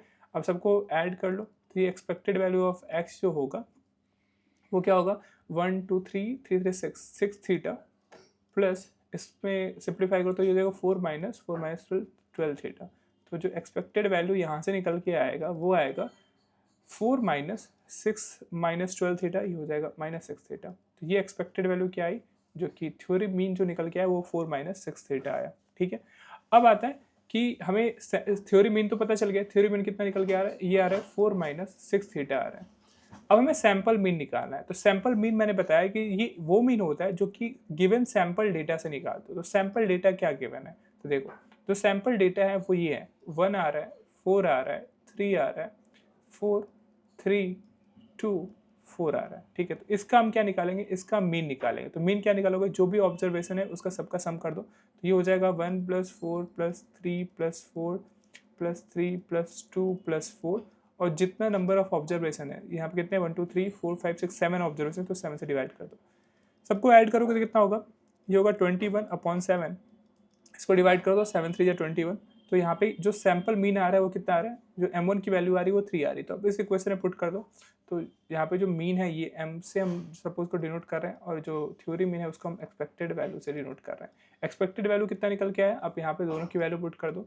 जो मीन निकल के आ रहा है जो सैंपल डेटा से वो 3 आ रहा है, और जो एक्सपेक्टेड वैल्यू निकल के आ रहा है वो कितना आ रहा है, 4 माइनस 6 थीटा आ रहा है। ठीक है, अब 6 थीटा इधर आएगा, तो ये हो जाएगा 4 माइनस 3 1, थीटा इक्वल टू क्या हो जाएगा 1/6।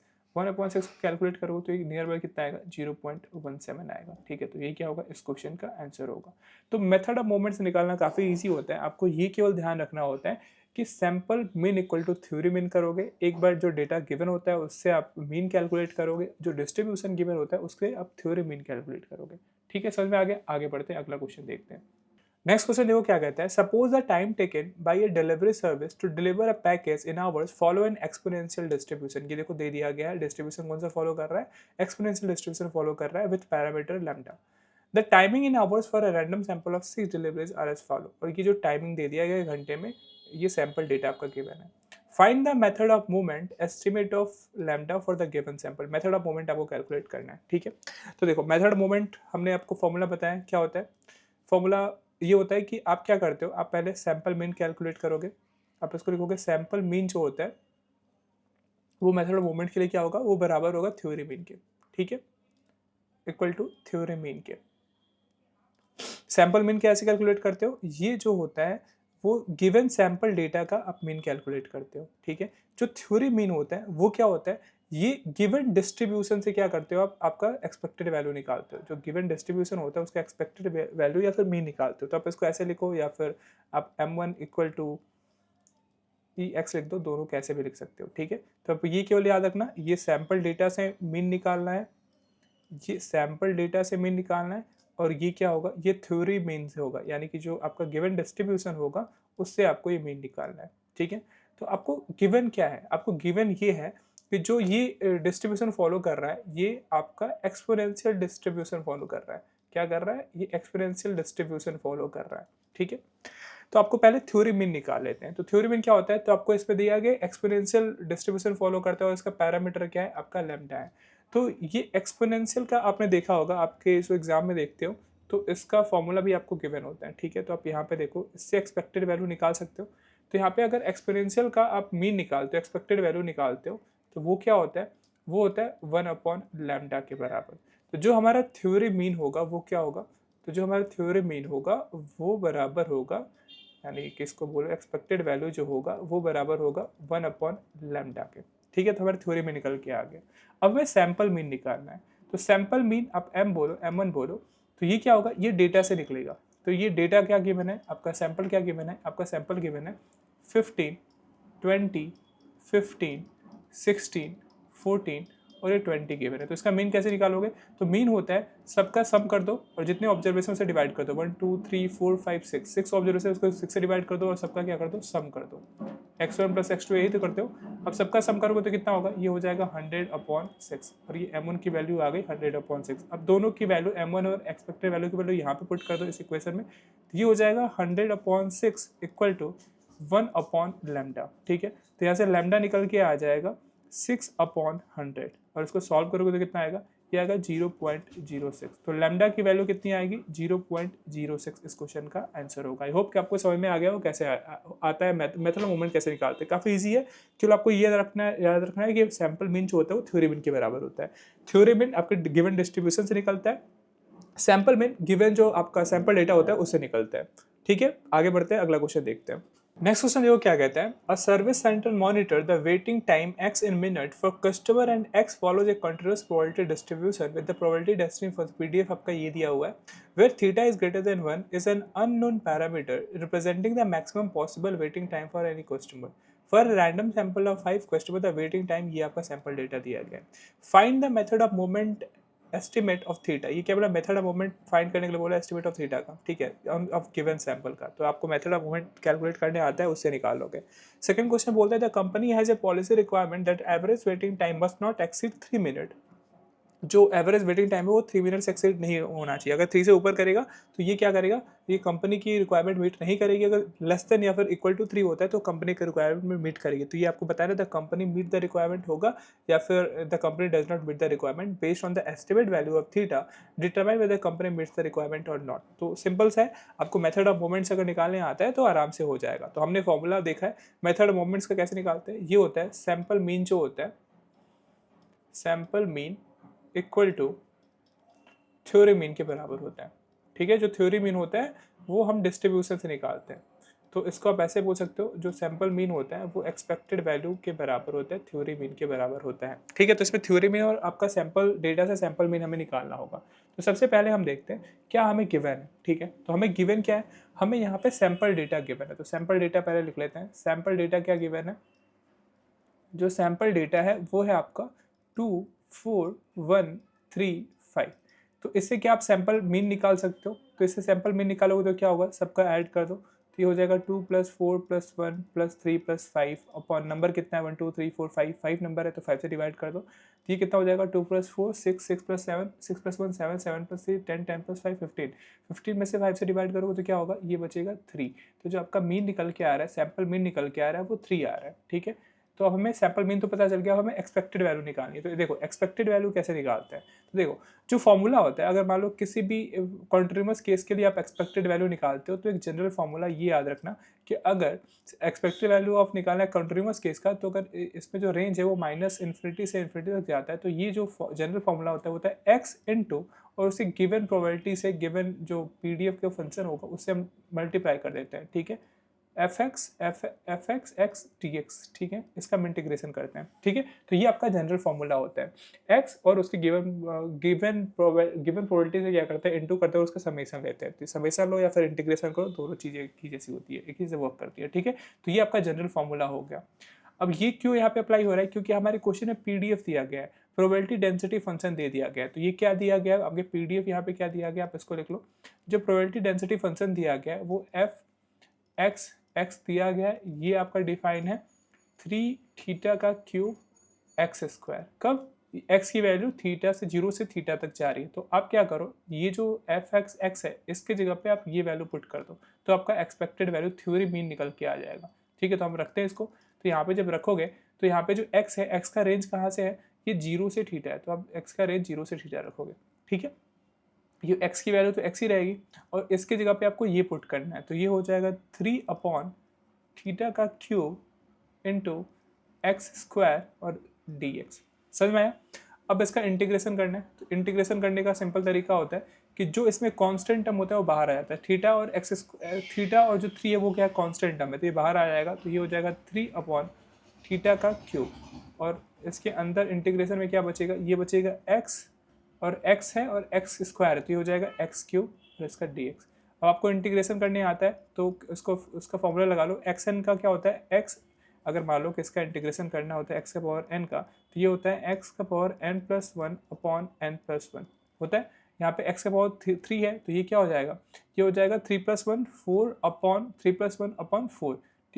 ठीक है, और जो इसका वो होगा रेंज जो होगा वो कहाँ से है, 0 से थीटा तक। तो यहाँ पे लिखोगे जो लोअर रेंज होगा 0 और अपर रेंज क्या होगा थीटा। तो अब इसकी वैल्यू यहाँ पे पुट कर दो, इस पर लिमिट लगा लो। तो ये हो जाएगा 3 अपॉन थीटा का क्यूब और ये जो निकल के आएगा इसमें रखोगे एक बार थीटा रखोगे, ये क्या थीटा है, तो थीटा का पावर 4 अपॉन 4, तो ये हो जाएगा थीटा का पावर 4 अपॉन 4 और माइनस करोगे एक बार 0 रख के, तो 0 का रखोगे पावर 0 तो 0 ही होगा, तो -0 करोगे तो 0 माइनस करने पे वही डेटा आएगा। तो ये हो जाएगा 3 अपॉन थीटा का क्यूब इंटू थीटा का पावर 4। ये आपका थ्योरी में निकल के आ रहा है। अब इसको सिंप्लीफाई करो, ये थीटा क्यूब से ये वाला निकल जाएगा, तो जो एक्सपेक्टेड वैल्यू आएगी वो कितना होगा, ये होगा 3 थीटा अपॉन 4 आएगा। तो अब हमें सैम्पल डेटा से सैम्पल मीन भी पता चल गया बार एक्स का, एक्स बार का, और जो ई एक्स की वैल्यू है वो भी पता चल गया। अब दोनों वैल्यू यहाँ पे पुट कर दो तो हमें ये निकल के आया 3, और जो एक्सपेक्टेड वैल्यू निकल के आई वो क्या आई 3 थीटा बाई 4 निकल के आई।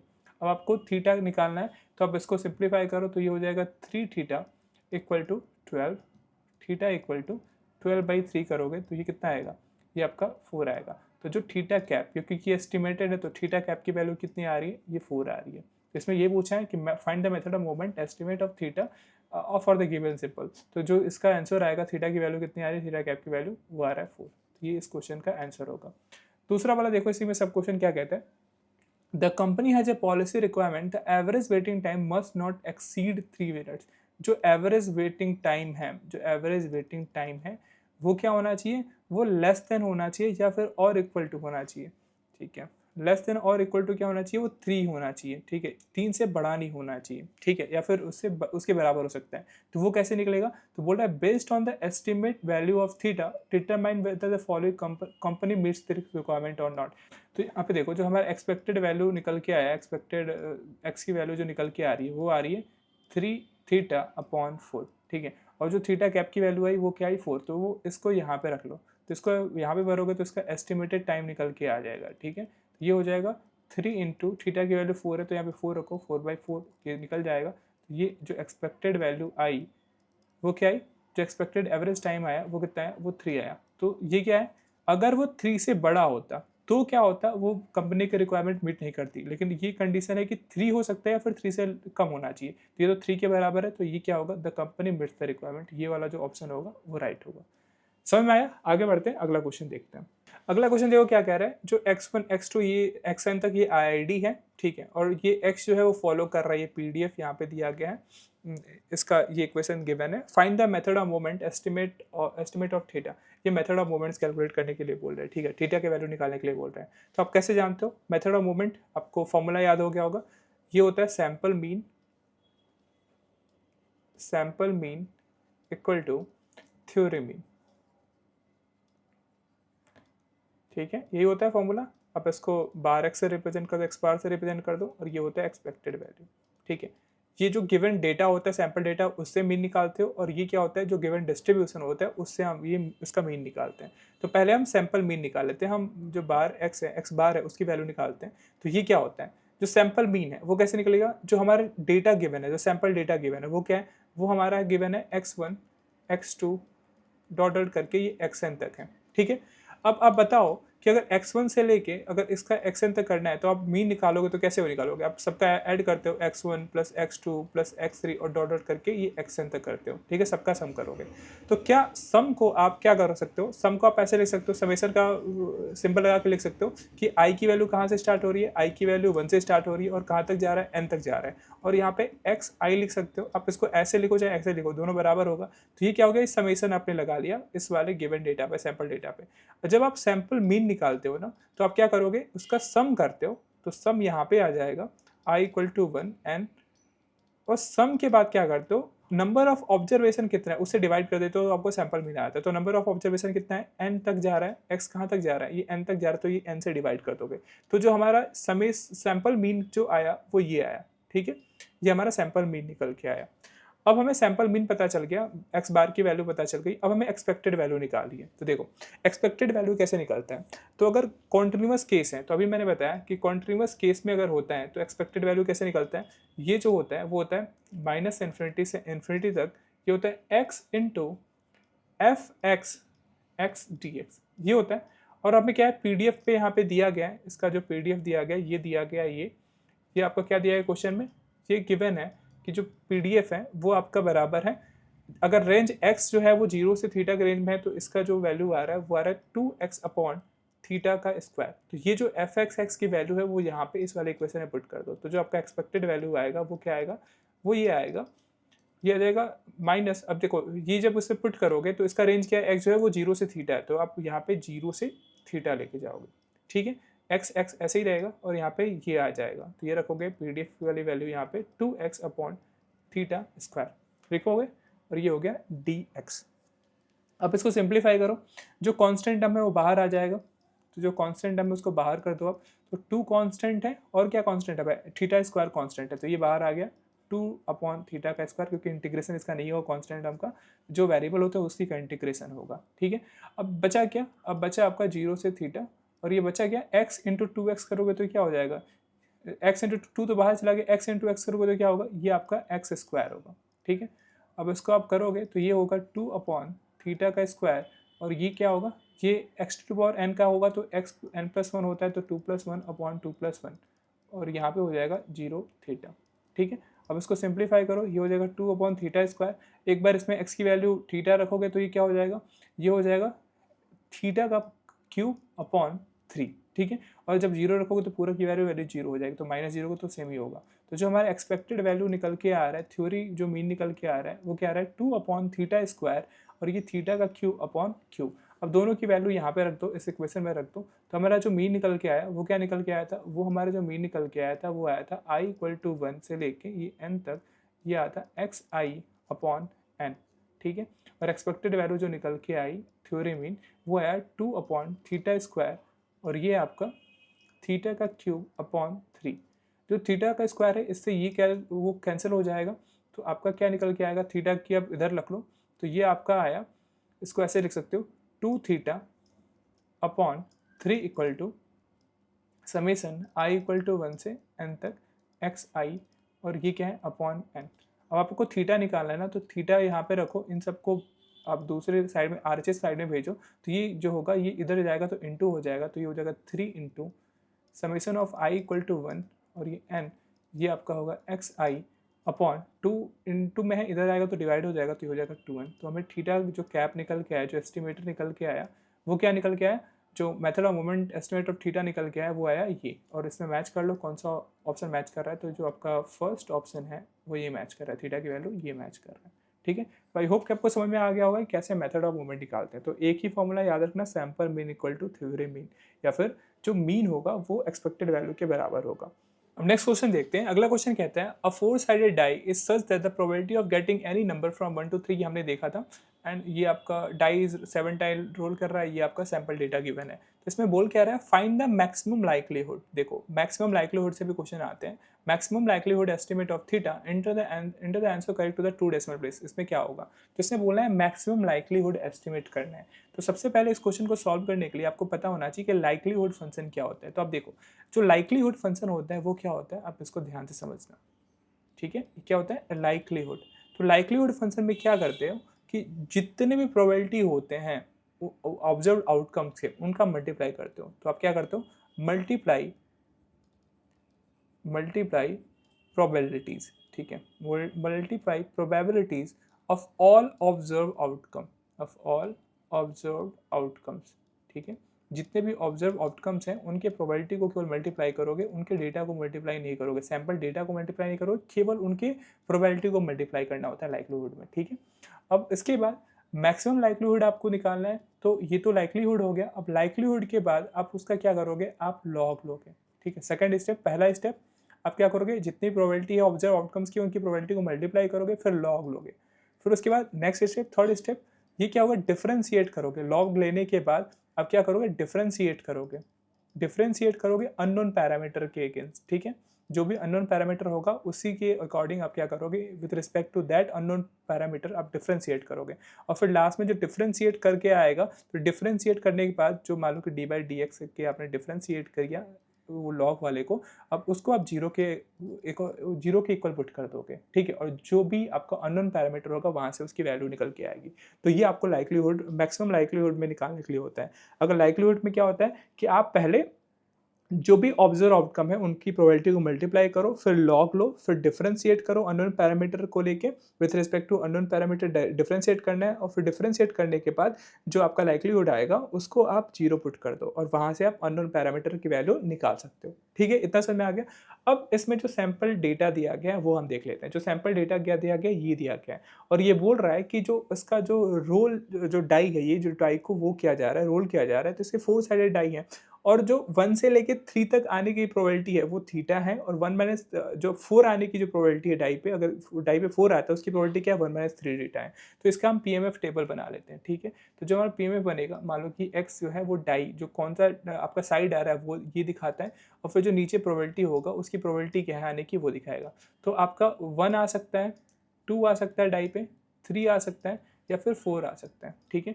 और इसका गिवन प्रोबेबिलिटी दिया गया है, क्या दिया गया है, 1 से लेके 3 तक आने की। यहाँ पे देखो, यहाँ पे 1 से लेके 3 आने का थीटा है, तो यहाँ पे 1 का प्रोबेबिलिटी आने का थीटा है, 2 का भी थीटा है, 3 का भी थीटा है, और 4 का क्या है, 1 माइनस 3 थीटा है, ठीक है। ये आपका गिवन है। और अब देखो, अब यहाँ पे दिया गया हमारा फर्स्ट स्टेप कहाँ से स्टार्ट करना है, हमें मल्टीप्लाई करना है probability of all observe data. जो हमारा सैंपल डेटा दिया गया है उसकी प्रोबेबिलिटी क्या होगी उसको मल्टीप्लाई करना है। तो पहले हमें ऑब्जर्व्ड आउटकम क्या है वो हम देख लेते हैं।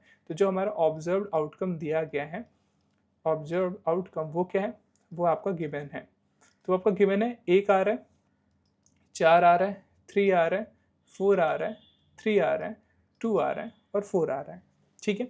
और इनका प्रोबेबिलिटी क्या है, ये यहाँ पे पहले से ही गिवन है। तो आप क्या करोगे कि यहाँ पे देखो, तो हमें क्या करना है, लाइक्लीहुड में हम मल्टीप्लाई करते हैं प्रोबेबिलिटी का, ठीक है, ऑब्जर्व आउटकम का। इसका आने की प्रोबेबिलिटी क्या होगा, 1 आने का थीटा है, 4 का प्रोबेबिलिटी आने का क्या है, 1 माइनस 3 थीटा है, 3 के आने का क्या प्रोबेबिलिटी है, थीटा है, इसकी क्या है 4 आने की, ये है 1 माइनस 3 थीटा है, थर्ड का आने का क्या है प्रोबेबिलिटी, ये थीटा है, 2 के प्रोबेबिलिटी आने की क्या है, थीटा है, 4 का क्या है 1 माइनस 3 थीटा है, ठीक है।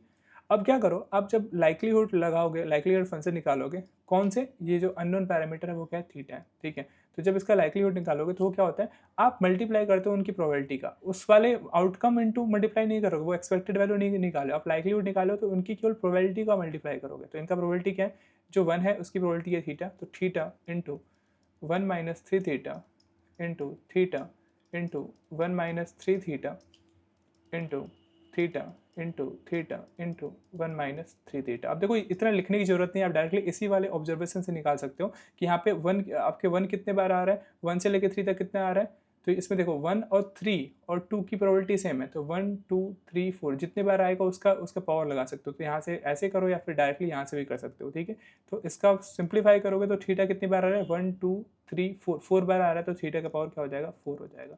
1 माइनस 3 थीटा कितना बार आ रहा है, तो ये 1 2 3 बार आ रहा है, तो इसका पावर 3 हो जाएगा, ठीक है। तो हमारा लाइक्लीहुड यहाँ पे बन के आया। तो अगर लाइक्लीहुड पूछता तो ये हो जाता, लेकिन हमें मैक्सिमम लाइक्लीहुड बताना है, तो अब इसके बाद ये वाले स्टेप फॉलो करोगे। आप क्या करोगे, पहले लॉग लोगे, ठीक है। तो ये हमें लाइक्लीहुड मिल के आया, तो स्टेप 2 आप फॉलो करना है, आपको लॉग लेना है दोनों साइड। तो अब जब लॉग लोगे तो ये हो जाएगा ln l थीटा, ठीक है।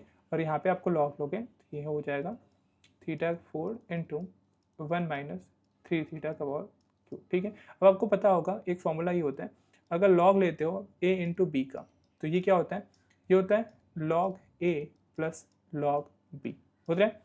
और एक फॉर्मूला आप ये भी रखना लॉग का प्रॉपर्टी, अगर लॉग a का पावर b होता है तो ये किसके बराबर होता है, b लॉग a के बराबर होता है, ठीक है। इतना समय अब इस वाले प्रॉपर्टी को लगाओ तो ये हो जाएगा ln l थीटा, ठीक है। अब यहाँ पे करोगे, ये दोनों इंटू में है तो ये क्या हो जाएगा, प्लस में हो जाएगा, तो आप इसको लिख सकते हो ln थीटा का पावर 4, और यहाँ पे क्या इंटू है तो प्लस हो जाएगा, ये हो जाएगा ln log 1 माइनस 3 थीटा का पावर 3। अब देखो ये वाला ln log a का पावर b होता है तो b पहले आ जाता है, तो इसको ऐसे ही लिखो, इसको सिंप्लीफाई करोगे तो क्या हो जाएगा, ये हो जाएगा 4 पहले आ जाएगा, ये हो जाएगा 4 इंटू ln थीटा, ठीक है, log थीटा प्लस 3 नीचे आ जाएगा, तो ये 3 इंटू लॉग 1 माइनस 3 थीटा, ठीक है। अब ये क्या करना है, अब हमें लॉग ले लिया, अब इसके बाद डिफरेंशिएट करना है अननोन पैरामीटर के हिसाब से। तो अननोन पैरामीटर क्या है, थीटा है, तो आप इसको डिफरेंशिएट करोगे डी बाई डी थीटा करके वो करोगे तो ये हो जाएगा ln l थीटा, ठीक है। अब इसको डिफरेंशिएट करो, ये हो जाएगा डी बाई डी थीटा, और ये हो जाएगा 4 ln theta plus 3 ln 1 minus 3 theta, ठीक है।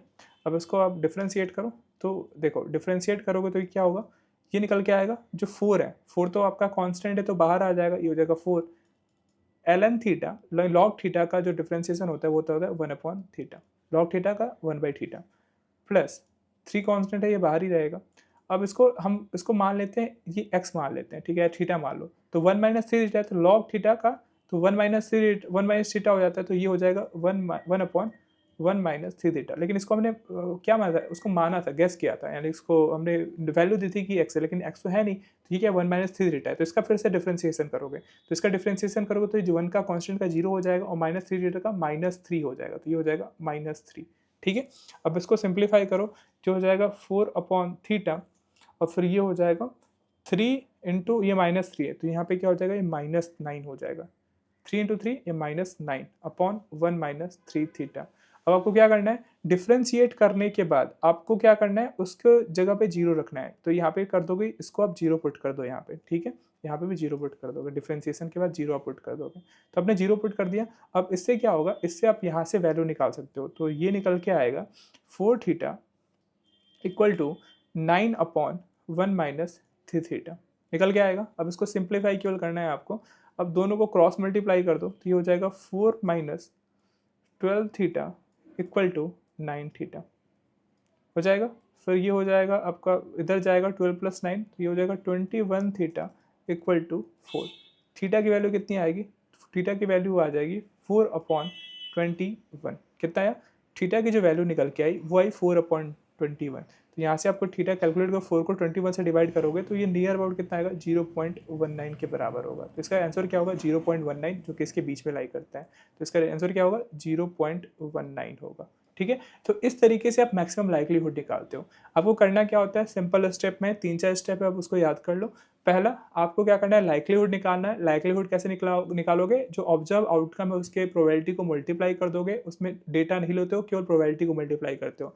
फिर उसका आप लॉग लोगे, लॉग लेने के बाद फिर डिफरेंशिएट करोगे अननोन पैरामीटर के according, with respect to unknown parameter से डिफरेंशिएट करोगे। डिफरेंशिएट करने के बाद एक साइड को वो क्या करोगे, आप जीरो पे पुट कर दोगे और वहां से क्या करोगे, अननोन पैरामीटर की वैल्यू निकाल सकते हो, वही क्या होगा, आपका मैक्सिमम लाइक्लीहुड होगा। समझ में आया, आगे बढ़ते हैं, अगला क्वेश्चन देखते हैं। अगला देखो क्वेश्चन क्या कहते हैं, the probability mass function PMF दिया गया है रैंडम वेरिएबल एक्स का, ये आपका पीएमएफ गिवन है। अब based on the above data आपको कुछ क्वेश्चन के आंसर देने हैं। कंसीडर रैंडम सैंपल, ये आपका सैंपल दिया गया है। Find the method of movement estimate of theta for the given sample, आपको मेथड ऑफ मूवमेंट निकालना है। दूसरे क्वेश्चन में क्या बोल रहा है, फिर दूसरा एक सैंपल बदल दिया, रैंडम सैंपल ये दिया हुआ है, फिर बोल रहा है find the maximum likelihood estimate for theta the given sample. आपको मेथड ऑफ मूवमेंट और मैक्सिमम लाइक्लीहुड दोनों बताना है। तो मैंने आपको दोनों का कॉन्सेप्ट बता दिया, कैसे आप मेथड ऑफ मूवमेंट बना सकते हो, मैक्सिमम लाइक्लीहुड कैसे निकालते हो। मैं एक बार फिर से इसको क्वेश्चन को कर देता हूँ। देखो, तो सबसे पहले क्या होता है, अगर मेथड ऑफ मूवमेंट निकालना होता है तो आप क्या करते हो, आपका जो फॉर्मूला होता है वो होता है सैंपल मीन, जो बराबर होगा sample mean equal to theory mean बराबर होता है, इक्वल के थ्योरी मीन बराबर होता है। ठीक है, तो आप इसको ऐसे लिखो, या फिर बोलो आप जो बाहर एक्स होता है वो एक्सपेक्टेड वैल्यू ऑफ एक्स के बराबर होता है। ठीक है, ये होता है थ्योरी मीन के बराबर। तो हमें पहले मीन देखना होगा, तो मीन क्या गिवन है, तो मीन जो होगा हम सैंपल डेटा से निकालते हैं, ये सैंपल डेटा से मीन निकालते हैं। तो सैंपल जो डेटा हमारे गिवन है वो क्या है, आप यहाँ पे देख लो, हमारा जो सैंपल डेटा है वो दिया गया है 1, 0, 1, 2, 2, 0, 1। तो इसका मीन निकालोगे तो क्या करोगे, सबका सम कर दोगे, सबका सम करोगे और जितने नंबर ऑफ ऑब्जर्वेशन से डिवाइड कर दोगे, 1, 2, 3, 4, 5, 6, 7, 7 है तो इसको 7 से डिवाइड कर दोगे, तो ये कितना होगा, तो ये जो मीन निकल के आएगा वो होगा 1 + 2, 1 + 1, 2, 2 + 2, 4, 4 + 2, 6, 6 + 1, 7, 7/7। और ये क्या आएगा, मीन जो आएगा वो आएगा, इसका सैंपल मीन जो आ रहा है वो 1 आ रहा है। ठीक है, तो सैंपल मीन तो निकल के आ गया। अब हमें एक्सपेक्टेड वैल्यू निकालनी है, तो एक्सपेक्टेड वैल्यू कैसे निकलेगा, तो एक्सपेक्टेड वैल्यू निकालने के लिए हमें पीएमएफ दिया गया है। ठीक है, पीएमएफ का जो टेबल है वो यहाँ पे गिवन है, तो आप इसको हम यहाँ पे ड्रॉ कर लेते हैं। जैसे x है यहाँ पे और इसकी प्रोबेबिलिटी यहाँ पे है। ठीक है, तो आप यहाँ पे देख लो, 0 है, 1 है और 2 है, और इनका गिवन प्रोबेबिलिटी दिया गया है। ये है थीटा, ये है 1 - θ/4, ये 3 × 1 - θ/4। तो इस वाले से हम क्या कर सकते हैं, गिवन पीएमएफ से हम एक्सपेक्टेड वैल्यू निकाल सकते हैं। तो एक्सपेक्टेड वैल्यू हम कैसे निकालते हैं, तो हम क्या करते हैं, जो डेटा होता है, जो सैंपल जो जीरो जो डेटा एक्स की प्रोबेबिलिटी, उसकी गिवन प्रोबेबिलिटी कितनी है, जीरो की आने की प्रोबेबिलिटी क्या है, थीटा, तो दोनों को मल्टीप्लाई करके और सबका सम कर देते हैं। तो आप इसको ऐसे लिखोगे, 0 × थीटा प्लस 1 की प्रोबेबिलिटी कितनी है आने की, 1 - θ/4, तो इसको मल्टीप्लाई करोगे, प्लस 2 के आने की प्रोबेबिलिटी कितनी है, ये 2 × 3 1 - θ/4। ठीक है, आप ऐसे सिंप्लीफाई करो इसको, तो ये हो जाएगा expected value of x 0 × theta, ये आपका 0 हो जाएगा, ये हो जाएगा 1 - θ/4 और प्लस ये कितना हो जाएगा, ये आपका हो जाएगा 6, तो ये हो जाएगा 6 - 6 θ/4। ठीक है, अब इसको और सिंप्लीफाई कर लो, तो ये हो जाएगा दोनों का एलसीएम, आप 4 ले सकते हो, तो यहाँ पे 4 ले लो, तो यहाँ पे हो जाएगा 1 minus theta plus 6 minus 6 theta, तो ये हो जाएगा एक्सपेक्टेड वैल्यू, ये हो जाएगा आपका 6 प्लस 1 7, 7 माइनस, और ये कितना है, ये 7 माइनस 7 थीटा अपॉन 4, ठीक है, ये आ रहा है। अब एक्सपेक्टेड वैल्यू भी पता चल गया और मीन भी पता चल गया, तो दोनों को वैल्यू रख दो, तो एक्सपेक्टेड वैल्यू में सैम्पल मीन का कितना आया, जो बार एक्स है वो 1 आ रहा है, और एक्सपेक्टेड वैल्यू कितना आ रहा है, ये आ रहा है 7 माइनस 7 थीटा अपॉन 4। इसको सिंप्लीफाई करो, 4 इधर जाएगा तो ये हो जाएगा 7 माइनस 7 थीटा इक्वल टू 4, ठीक है।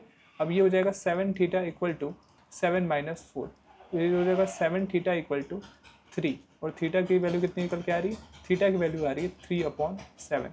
अब इसको डिवाइड करोगे तो ये आएगा 0.428, या फिर इसको बोल सकते हो 0.43, ठीक है। तो इसका जो method of moment estimate of theta निकल के आया वो कितना निकल के आया, वो निकल के आया 0.43, और ये क्या होगा, इस क्वेश्चन का आंसर होगा। अब हमें क्या करना है, अब हमें निकालना है इसका maximum likelihood estimate of theta, और ये गिवन सैंपल दिया गया है, तो इसको निकालते हैं। पहले हम क्या करेंगे, हम मैक्सिमम लाइक्लीहुड के लिए क्या करते हैं, हम पहले उसका लाइक्लीहुड लेते हैं, फिर उसका लॉग लेंगे, फिर डिफरेंशिएट करेंगे, और डिफरेंशिएशन के बाद उसको जीरो पे पुट करेंगे, ठीक है। तो हमें पता है कैसे हम लाइक्लीहुड निकालते हैं, तो देखते हैं। पहले हमारा सैंपल है, सैंपल यहाँ पे दिया गया, तो जो सैंपल दिया गया उसको यहाँ पे लिख लेते हैं। सैंपल हमारा है 2 0 1 1 2 2 1 1 0 0, ये हमारा सैंपल है।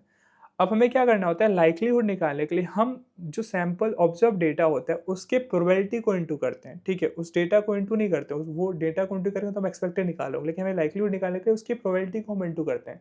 तो अब देखो 2 कितने बार आ रहा है, जो 2 आ रहा है सैंपल डेटा में, वो 1 2 3 3 टाइम आ रहा है, ये 3 टाइम्स आ रहा है, ठीक है। आपका 0 कितनी बार आ रहा है, 0 बार देखो तो 1 2 3, ये भी 3 टाइम्स आ रहा है, ठीक है। और 1 कितनी बार आ रहा है, 1 2 3 4 टाइम्स आ रहा है, ठीक है। अब देखो हमें पीएमएफ टेबल से इनका प्रोबेबिलिटी भी दिया गया है, तो जो 2 की प्रोबेबिलिटी है वो कितनी है, 2 की प्रोबेबिलिटी क्या है, वो है 3 इंटू 1 माइनस थीटा अपन 4, क्या है, इसकी जो प्रोबेबिलिटी है वो है 3 इंटू 1 माइनस थीटा अपॉन 4, यही ना। तो अब इसका 3 बार आ रहा है, तो ये क्या होगा, जब 3 बार इसको इंटू करोगे तो ये क्या हो जाएगा, इसका पावर 3 हो जाएगा, ठीक है। समझ में आया, इसको 3 बार इंटू करो तो पावर इसका 3 हो जाएगा। ऐसे 0 के आने की प्रोबेबिलिटी क्या है, थीटा है, और इसकी कितनी बार आ रहा है, 3 बार आ रहा है, तो ये क्या हो जाएगा, ये थीटा का पावर 3 हो जाएगी इसकी प्रोबेबिलिटी, इंटू करोगे तो 4 1 की आने की प्रोबेबिलिटी कितनी है, ये आपका 4 टाइम आ रहा है, तो 1 की प्रोबेबिलिटी कितनी है, ये 1 माइनस थीटा अपॉन 4, और ये कितने बार आ रहा है, ये आपका 3 बार आ रहा है, ठीक है। तो इनके प्रोबेबिलिटी का जब इंटू कर रहे हो तो ये आएगा। लेकिन एक चीज़ याद रखना, जब हम मैक्सिमम लाइक्लीहुड एस्टिमेट करते हैं तो इसमें जो कांस्टेंट होता है वो एमएलई को अफेक्ट नहीं करता है। तो कांस्टेंट क्या करता है, constant does not affect MLE, ठीक है। आपका मैक्सिमम लाइक्लीहुड एस्टिमेट को ये डज नॉट अफेक्ट करता है, अफेक्ट नहीं करता है। तो आप क्या कर सकते हो, जब इसका एस्टिमेट कर रहे हो तो आप क्या कर सकते हो, जो कांस्टेंट टर्म है ना उसको आप इग्नोर कर सकते हो। तो आप जब लाइक्लीहुड लगाओगे, लाइक्लीहुड लिखोगे, तो आप इसमें से जो कांस्टेंट टर्म है ना उसको हटा दो, 3/4, तो 3/4 हटा दो, केवल यहाँ पे वो ले सकते हो, यहाँ पे 1 माइनस थीटा लगेगा और इसका क्यूब होगा, ठीक है। इंटू 0 वाली प्रोबेबिलिटी यहाँ पे लिख दो, तो ये क्या है, थीटा का क्यूब है, तो यहाँ पे कांस्टेंट कोई टर्म है नहीं, तो यहाँ पे थीटा का क्यूब ही होगा। 1 का देखो तो यहाँ पे 4 कांस्टेंट है, तो 4 को बाहर कर दो, इससे उसको लिखो चाहे ना लिखो, कोई कांस्टेंट उसका एमएलई पे कोई प्रभाव नहीं पड़ेगा। तो आप क्या करो, 4 को इग्नोर कर दो, यहाँ पे हो जाएगा 1 माइनस थीटा का पावर 3, ठीक है। अब इसको सिंप्लीफाई कर लेते हैं, तो जो हमारा लाइक्लीहुड फंक्शन आया अननोन पैरामीटर थीटा को लेके, वो आया 1 माइनस थीटा 1 माइनस थीटा, ये क्या है, यहाँ पे कुछ गड़बड़, यहाँ 4 बार आ रहा है, तो ये आपका 4 टाइम यहाँ पे होगा 4, ठीक है। तो 1 माइनस 3 और यहाँ पे 4, तो 1 माइनस थीटा 1 माइनस 3 वहाँ पे यहाँ पे देखो जो थीटा का पावर क्या हो जाएगा, थीटा का पावर 3 हो जाएगा, और इंटू 1 माइनस थीटा है ना, तो 1 माइनस थीटा का पावर 3 है और ये 4 है, तो दोनों क्या हो जाएंगे, पावर का जो जो किसी भी बेस का पावर सेम होता है, मतलब सेम बेस का जो पावर होता है वो ऐड हो जाता है, तो 3 + 4 कितना हो जाएगा, वो 7 हो जाएगा। तो हमारा लाइक्लीहुड निकल के आया थीटा का क्यूब इंटू 1 माइनस थीटा का पावर 7। अब उसके बाद क्या करते हैं, लाइक्लीहुड हम लिख लिए, लाइक्लीहुड के बाद हम लॉग लेते हैं दोनों साइड का। तो जब हम इसका लॉग लेंगे तो क्या होगा, ये हो जाएगा ln थीटा, और दोनों का आप लॉग लोगे इस साइड में, तो ये हो जाएगा ln, लॉग लिखोगे तो theta cube into 1 minus theta का पावर 7।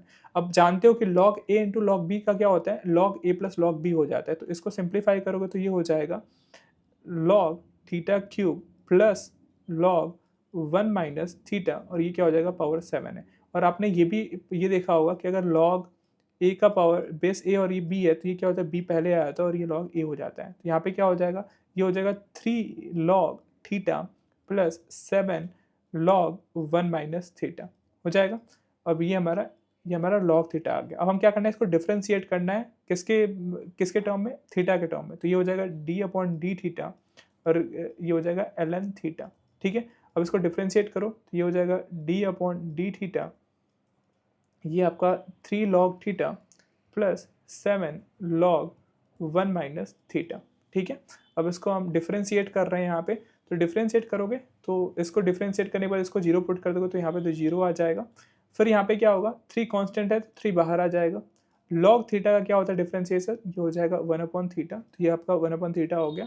ठीक है, और फिर यहाँ पे आया प्लस 7 भी बाहर आ जाएगा। और फिर जब इसका वो करोगे डिफ्रेंशिएट करोगे तो ये हो जाएगा लॉग थीटा, इसको थीटा मान लेते हैं तो ये हो जाएगा 1 अपॉन 1 माइनस थीटा। लेकिन ये थीटा तो है नहीं, ये 1 माइनस थीटा है, तो इसको फिर से एक बार डिफ्रेंशिएट करना पड़ेगा। तो 1 का 0 हो जाएगा और थीटा का -1 हो जाएगा। तो यहाँ पे कितना हो जाएगा, ये वहाँ पे -1 हो जाएगा। ठीक है, समझ में आया। अब इसको आगे सॉल्व करो, ये हो जाएगा 3 अपॉन थीटा, ये माइनस है तो यहाँ पे माइनस हो जाएगा, तो ये हो जाएगा -7 अपॉन 1 माइनस थीटा। जीरो इधर है तो अब इसको सिंप्लीफाई करोगे तो ये हो जाएगा 7 upon 1 minus theta equal to 3 upon theta हो जाएगा। अब इसको सिंप्लीफाई करो, ये हो जाएगा 7 theta equal to 3 minus 3 theta.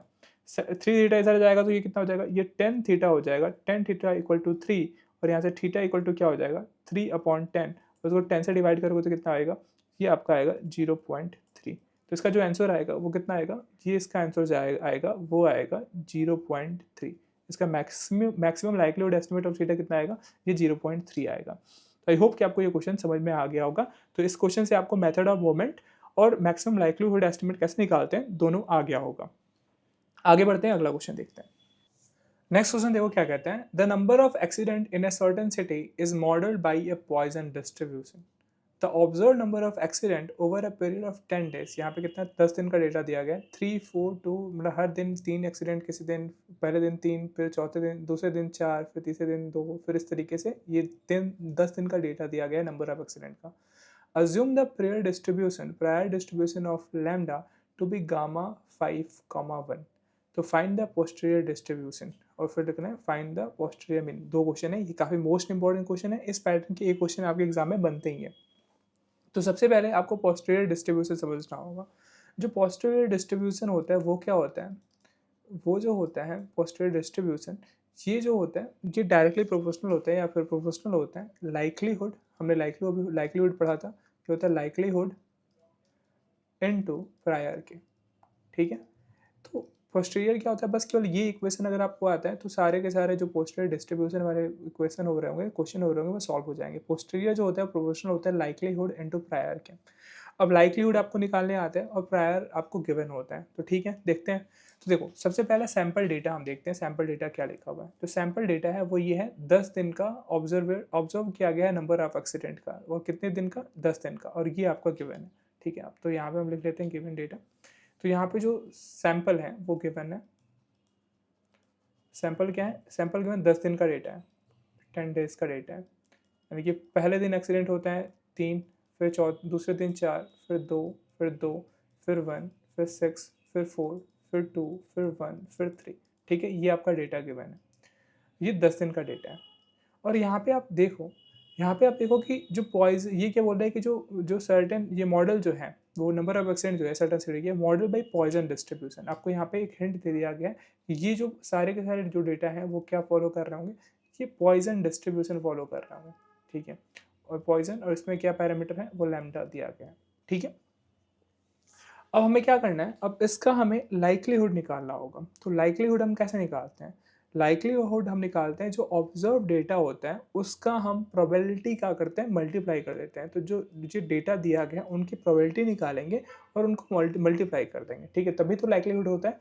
Likelihood तभी निकालते हैं ना, मल्टीप्लीकेशन ऑफ प्रोबेबिलिटी। ठीक है, जो गिवन डेटा ऑब्जर्व डेटा का उनकी प्रोबेबिलिटी का मल्टीप्लाई करते हैं, प्रोडक्ट कर देते हैं, ठीक है। तो हमें पॉइजन डिस्ट्रीब्यूशन दिया है कि ये पॉइजन डिस्ट्रीब्यूशन फॉलो करते हैं। तो आपके जब आप देखोगे एग्जाम सेंटर में, तो फर्स्ट में ऊपर में ही क्या होता है, आपका गिवन होता है सारे के सारे फॉर्मूले, तो आप वहाँ से ही फॉर्मूला लेना है। तो आपको ये गिवन होगा, पॉइजन का जो फॉर्मूला होता है या प्रोबेबिलिटी होती है वो होता है ई माइनस लेमडा। इसको मैं लिख भी लेता हूँ यहाँ पे। जो इसका फॉर्मूला कैलकुलेट होता है वो होता है ई माइनस लेमडा, लेमडा का पावर के, ये प्रोबेबिलिटी का फॉर्मूला है, और ये क्या है, के का factorial.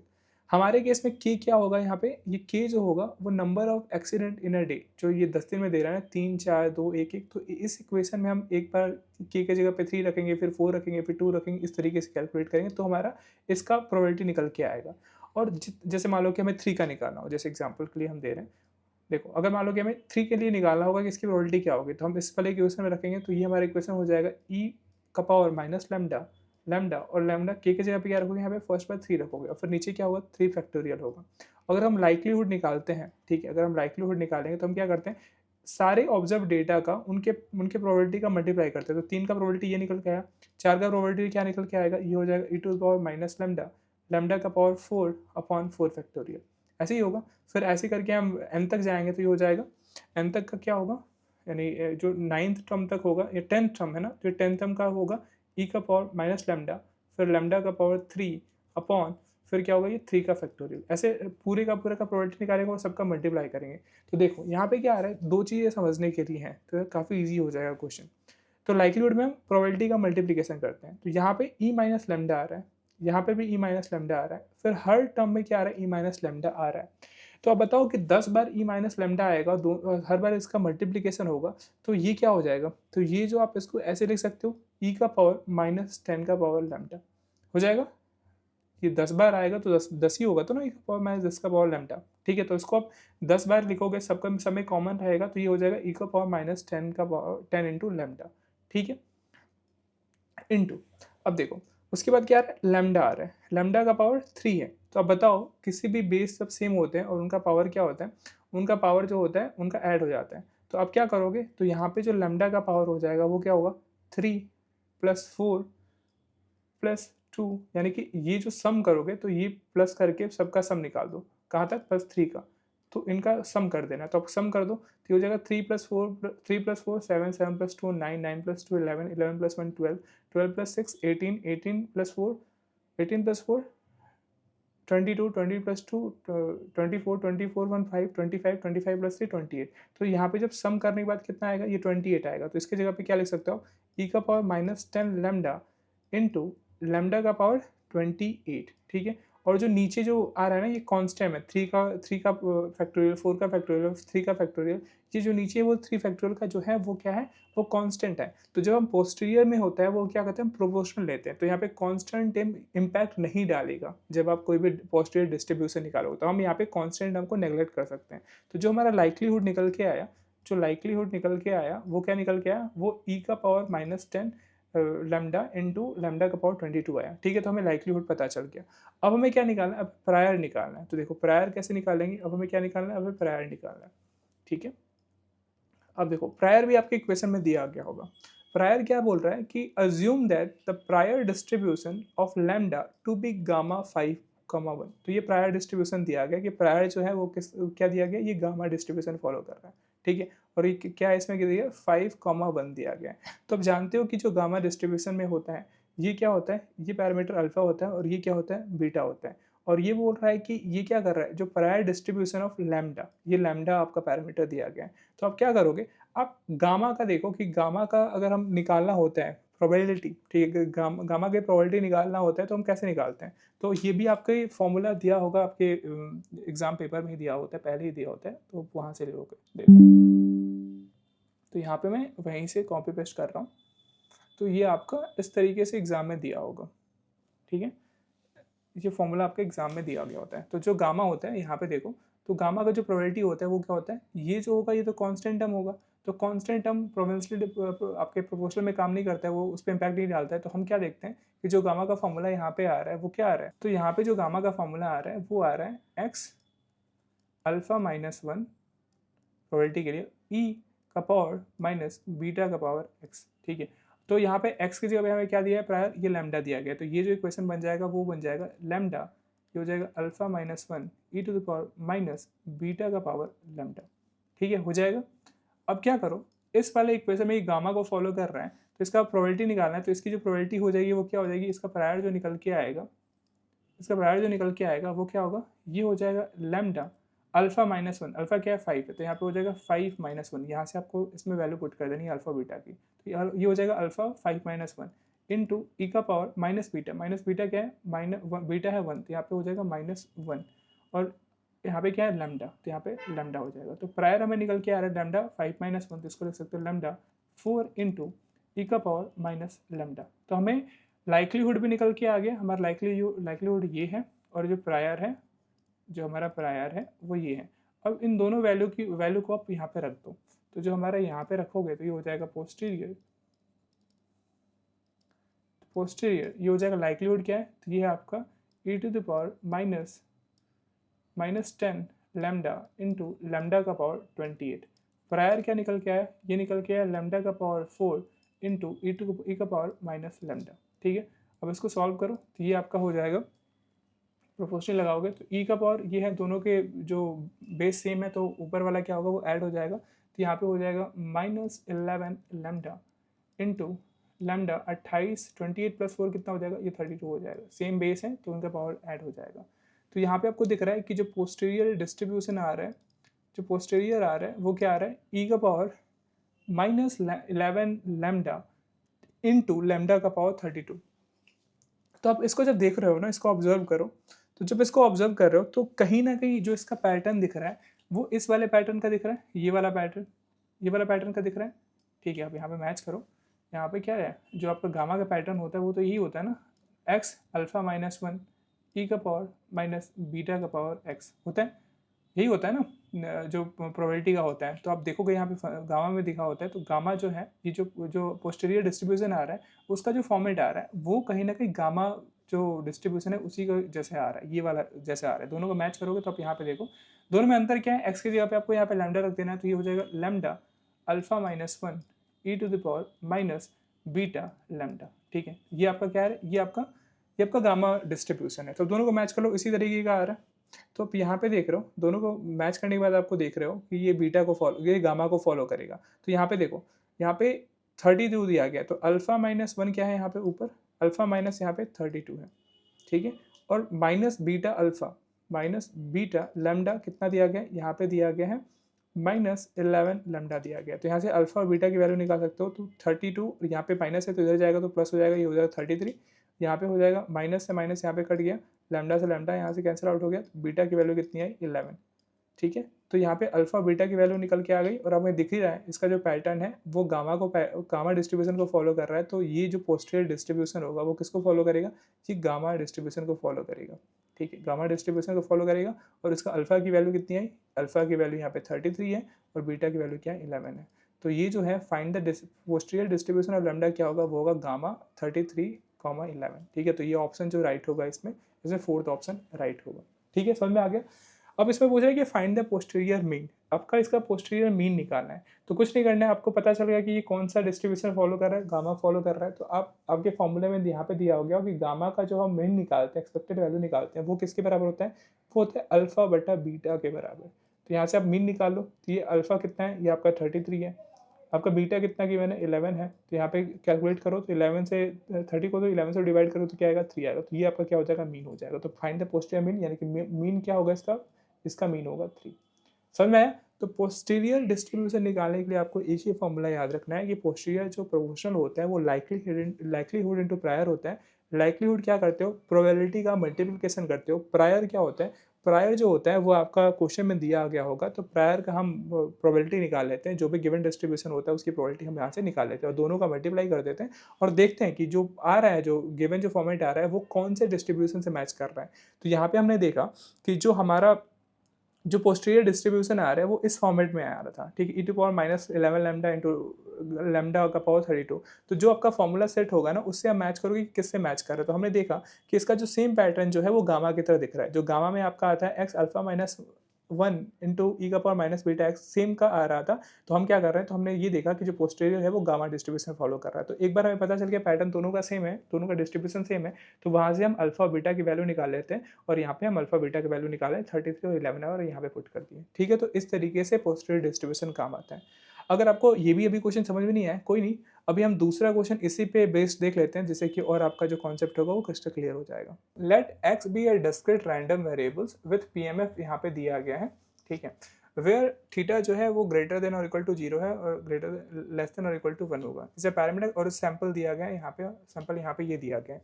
From x assume prior distribution of theta to be beta m, 3, यहाँ पे प्रायर डिस्ट्रीब्यूशन भी दे दिया गया है। तो इस वाले फैक्ट पे आपको दो क्वेश्चन पूछा जा रहा है। पहला क्वेश्चन है find the posterior distribution of theta, यहाँ पे पोस्टीरियर डिस्ट्रीब्यूशन का क्वेश्चन है, तो यहाँ पे पोस्टीरियर डिस्ट्रीब्यूशन निकालना है। और फिर ये बोला है सेकंड क्वेश्चन में कि अगर पोस्टीरियर मीन 0.6 है, तो जो यहाँ पे बीटा में m दिया ना उसकी वैल्यू फाइंड करो, m की वैल्यू फाइंड करो। तो सिंपल है, पोस्टीरियर डिस्ट्रीब्यूशन निकालना है आपका, ठीक है। तो आपको पता है कि पोस्टीरियर कैसे निकालते हैं, तो आपको फॉर्मूला यहाँ पे लिख लो पहले।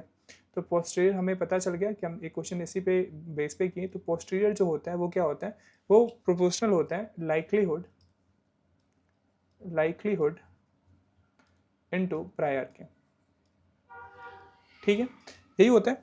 अब हमें क्या करते हैं, एक एक जो इसमें टर्म है उसको निकालते हैं। लाइक्लीहुड पहले निकाल लेते हैं। तो लाइक्लीहुड क्या होता है, लाइक्लीहुड होता है जो गिवन ऑब्जर्वेशन होता है, ऑब्जर्वेशन जो होता है, जो सैंपल डेटा दिया गया होता है उसके हम प्रोबेबिलिटी को निकालते हैं और प्रोबेबिलिटी का प्रोडक्ट ले लेते हैं, वही क्या होता है, लाइक्लीहुड होता है। तो सैंपल हमारा क्या गिवन है, आप देखो यहाँ पे सैंपल आपका गिवन है, सैंपल है 1 3 1 2 2 3 1 2 2 3, ये हमारा सैंपल है। तो अब इनका लाइक्लीहुड निकालने के लिए इनके प्रोबेबिलिटी को आपस में इनटू कर देंगे, तो हमारा लाइक्लीहुड हो जाएगा। अब देखो इसका इसका हमें क्या दिया गया, इसका हमें प्रोबेबिलिटी भी दिया गया कि 1 की प्रोबेबिलिटी क्या है, थीटा बाई 2 है, 2 की प्रोबेबिलिटी थीटा बाई 2, 3 की प्रोबेबिलिटी यानी कि 1 माइनस थीटा है। तो हमें प्रोबेबिलिटी यहाँ पे गिवन है। अब इस वाले सैंपल डेटा की हमें प्रोबेबिलिटी निकालनी है, इससे निकालना है। तो देखो जो 1 है, ठीक है, यहाँ पे ध्यान से देना, 1 जो है वो कितनी बार आ रहा है, 1 2 3 3 बार आ रहा है। 1 कितनी बार है, 3 टाइम्स आ रहा है। 2 कितने टाइम्स आ रहा है, 1 2 3 4 4 टाइम्स 2 आ रहा है। 3 कितनी बार आ रहा है, 1 2 3 3 टाइम्स 3 आ रहा है। अब इनकी प्रोबेबिलिटी क्या है, इनकी प्रोबेबिलिटी 1 की प्रोबेबिलिटी यानी क्या है, ये थीटा बाई 2, थीटा बाई 2 है। तो इनका क्या कर दोगे, 3 बार है तो तब 3 बार इसको इंटू करोगे तो क्या हुआ, theta by 2 into theta by 2, ये हो जाएगा थीटा बाई 2 का पावर 3, ठीक है। अब इसका क्या आ रहा है, जो 2 है वो कितने बार आ रहा है, 4 टाइम्स आ रहा है। तो 2 की प्रोबेबिलिटी क्या है, 2 की प्रोबेबिलिटी यहाँ पे आपको गिवन है, यहाँ पे 2 की प्रोबेबिलिटी क्या है, थीटा बाई 2 है। तो यहाँ पे क्या करोगे, ये है थीटा बाई 2 और इसकी प्रोबेबिलिटी आने क्या है, ये 4 टाइम है तो यहाँ पे 4 हो जाएगा, ठीक है। 3 के आने की प्रोबेबिलिटी क्या है, ये 1 माइनस थीटा है, ठीक है। और इसकी कितने बार आ रहा है, ये सैंपल डेटा में 3 बार आ रहा है, तो ये क्या हो जाएगा, पावर 3 हो जाएगा। समझ में आया। एक चीज़ और हमने बताया था कि जो आपका लाइक्लीहुड निकालते हो या फिर पोस्टीरियर निकालते हो, उसमें जो कांस्टेंट होता है वो इम्पैक्ट नहीं डालते हैं आपका, तो आप कांस्टेंट को छोड़ सकते हो, ठीक है। तो आप यहाँ पे पहले लाइक्लीहुड लगाओ, तो यहाँ पे जो लाइक्लीहुड निकलेगा, तो जो लाइक्लीहुड हुआ यहाँ पे लाइक्लीहुड, ठीक है, ये जो होगा आप इसमें से जो कांस्टेंट टर्म है उसको छोड़ सकते हो। तो थीटा पॉइंट 2 है तो 2 कांस्टेंट है, इसको छोड़ दो, तो ये इम्पैक्ट नहीं डालेगा, तो आप डायरेक्टली केवल बोल रहे हो थीटा, तो थीटा का पावर 3 होगा इनटू, ठीक है, थीटा बाई 2 है तो इसको भी थीटा ही लो, केवल 2 हटा दो, कांस्टेंट है हटा सकते हो उसको, तो ये हो जाएगा 4 इंटू 1 माइनस थीटा है, 1 माइनस थीटा का पावर 3, ठीक है। कांस्टेंट क्यों होता है, क्योंकि यहाँ पे प्रोपोर्शनल साइन है ना, तो वो इम्पैक्ट नहीं डालेगा, तो उसको इग्नोर कर सकते हो, जिससे कि कैलकुलेशन आपका ईजी हो जाएगा, ठीक है। अब ये होगा थीटा का पावर 3 और यहाँ पे थीटा का पावर 4, ये दोनों ऐड हो जाएंगे तो थीटा का पावर 7 हो जाएगा इनटू 1 माइनस थीटा का पावर 3। आगे लाइक्लीहुड आपको निकल के आ गया। अब हमें प्रायर निकालना है, क्या निकालना है, अब हमें प्रायर निकालना है, प्रायर की प्रोबेबिलिटी निकालनी है।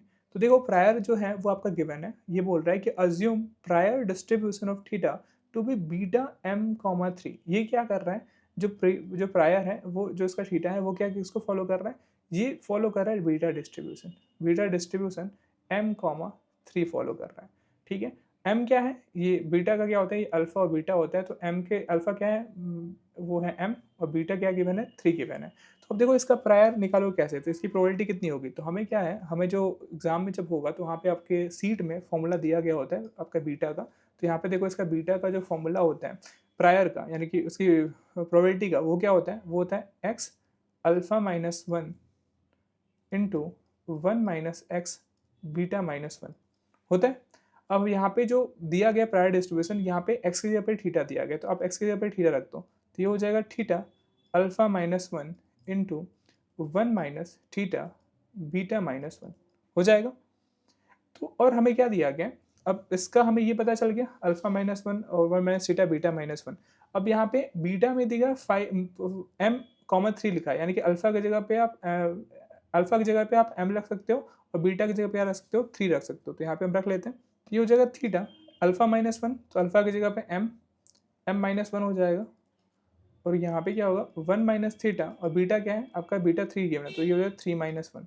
तो इसको आप देखोगे तो जो प्रायर निकल के आएगा, जो प्रायर हमारा निकल के आया वो होगा theta m minus one into one minus theta, और ये हो जाएगा थ्री माइनस वन टू। तो हमारा प्रायर निकल के आ गया और हमारा लाइक्लीहुड भी निकल के, अब इसको यहाँ पे रख दो, तो यहाँ पे लिखोगे पोस्टीरियर, ये प्रोपोर्शनल होगा, लाइक्लीहुड क्या है, ये लाइक्लीहुड है आपका थीटा का power seven into one minus theta का पावर थ्री, और प्रायर है थीटा का power m minus one into one minus theta का पावर टू। ठीक है, अब दोनों का बेस सेम है, दोनों ऐड हो जाएंगे इनके पावर, तो इनका पावर जो होगा वो हो जाएगा पोस्टीरियर, ये हो जाएगा थीटा का पावर सेवन है, तो seven plus m minus one हो जाएगा, और यहाँ पे है वन माइनस थीटा और ये थ्री है और यहाँ पे टू है, तो ये हो जाएगा थ्री प्लस टू। इसको सिंप्लीफाई करो तो ये हो जाएगा थीटा, और यहाँ पे m हो जाएगा और ये हो जाएगा m प्लस सिक्स, ठीक है, इंटू वन माइनस थीटा और ये हो जाएगा थ्री प्लस टू, ये फाइव। तो जो पोस्टीरियर होगा ये इस तरीके का कुछ फॉर्मेट आएगा। ठीक है, अब यहाँ पे देखो, जब इसको देखते ही आपको पता चल रहा है कि ये थीटा m प्लस सिक्स और वन माइनस थीटा फाइव है, तो ये कौन से डिस्ट्रीब्यूशन को के पैरामीटर के जैसा आ रहा है, किस इसका जो सिंटैक्स है वो किस तरीके का आ रहा है, तो ये बीटा के तरीके का आ रहा है। तो जो बीटा होता है, ठीक है, जो बीटा डिस्ट्रीब्यूशन होता है उसमें क्या होता है, बीटा अल्फा बीटा होता है, उसमें क्या होता है, उसका जो आपका प्रोबेबिलिटी होता है वो इस तरीके से होता है, जो होता है x alpha minus one one minus x beta minus one. ठीक है, और ये कांस्टेंट है मैं छोड़ रहा हूँ। तो अब दोनों को देखो, दोनों क्या एक जैसे लग रहे हैं, यहाँ पे एक्स है यहाँ पे थीटा है, यहाँ पे वन माइनस एक्स है यहाँ पे वन माइनस थीटा है, तो दोनों सेम डिस्ट्रीब्यूशन फॉलो कर रहे हैं। तो यहाँ से आप क्या कर सकते हो, आप यहाँ से अल्फा बीटा निकाल सकते हो, तो यहाँ से अल्फा माइनस वन क्या हो जाएगा, दोनों को कंपेयर कर लो, तो ये हो जाएगा एम प्लस सिक्स। फिर यहाँ पे बीटा माइनस वन क्या होगा, ये होगा फाइव, यहाँ पे देख लो, तो यहाँ से अल्फा की वैल्यू निकल के आएगी m plus six plus one seven हो जाएगा। अल्फा की वैल्यू कितनी है, एम प्लस सेवन आया। फिर बीटा की वैल्यू कितनी आई, बीटा की वैल्यू आई फाइव प्लस वन, यहाँ पे सिक्स आया। तो यहाँ से हमें पता चला कि जो पोस्टीरियर होगा वो हमारा क्या फॉलो करेगा, वो हमारा फॉलो करेगा बीटा डिस्ट्रीब्यूशन, क्या करेगा, बीटा डिस्ट्रीब्यूशन फॉलो करेगा, और उसकी अल्फा की वैल्यू होगी एम प्लस सेवन और जो बीटा की वैल्यू होगी वो सिक्स होगी। आप इसमें देख लो कि कौन सा इसमें राइट ऑप्शन होगा। यहाँ पे गामा तो फॉलो नहीं कर रहा है, बीटा तो बीटा में six plus five six plus m आ रहा है, तो नहीं, यहाँ पे एम प्लस सेवन आ रहा है, सेवन प्लस एम आ रहा है, इसमें सेवन प्लस एम आ रहा है और बीटा की वैल्यू सेवन आ रहा है, ये भी नहीं होगा। तो यहाँ पे राइट ऑप्शन जो होगा वो लास्ट वाला होगा, बीटा सेवन प्लस एम बोलो या फिर एम प्लस सेवन बोलो, और ये जो होगा बीटा, ये बीटा की जो वैल्यू आ रही है वो क्या आ रही है, वो सिक्स आ रही है, तो ये ऑप्शन राइट होगा।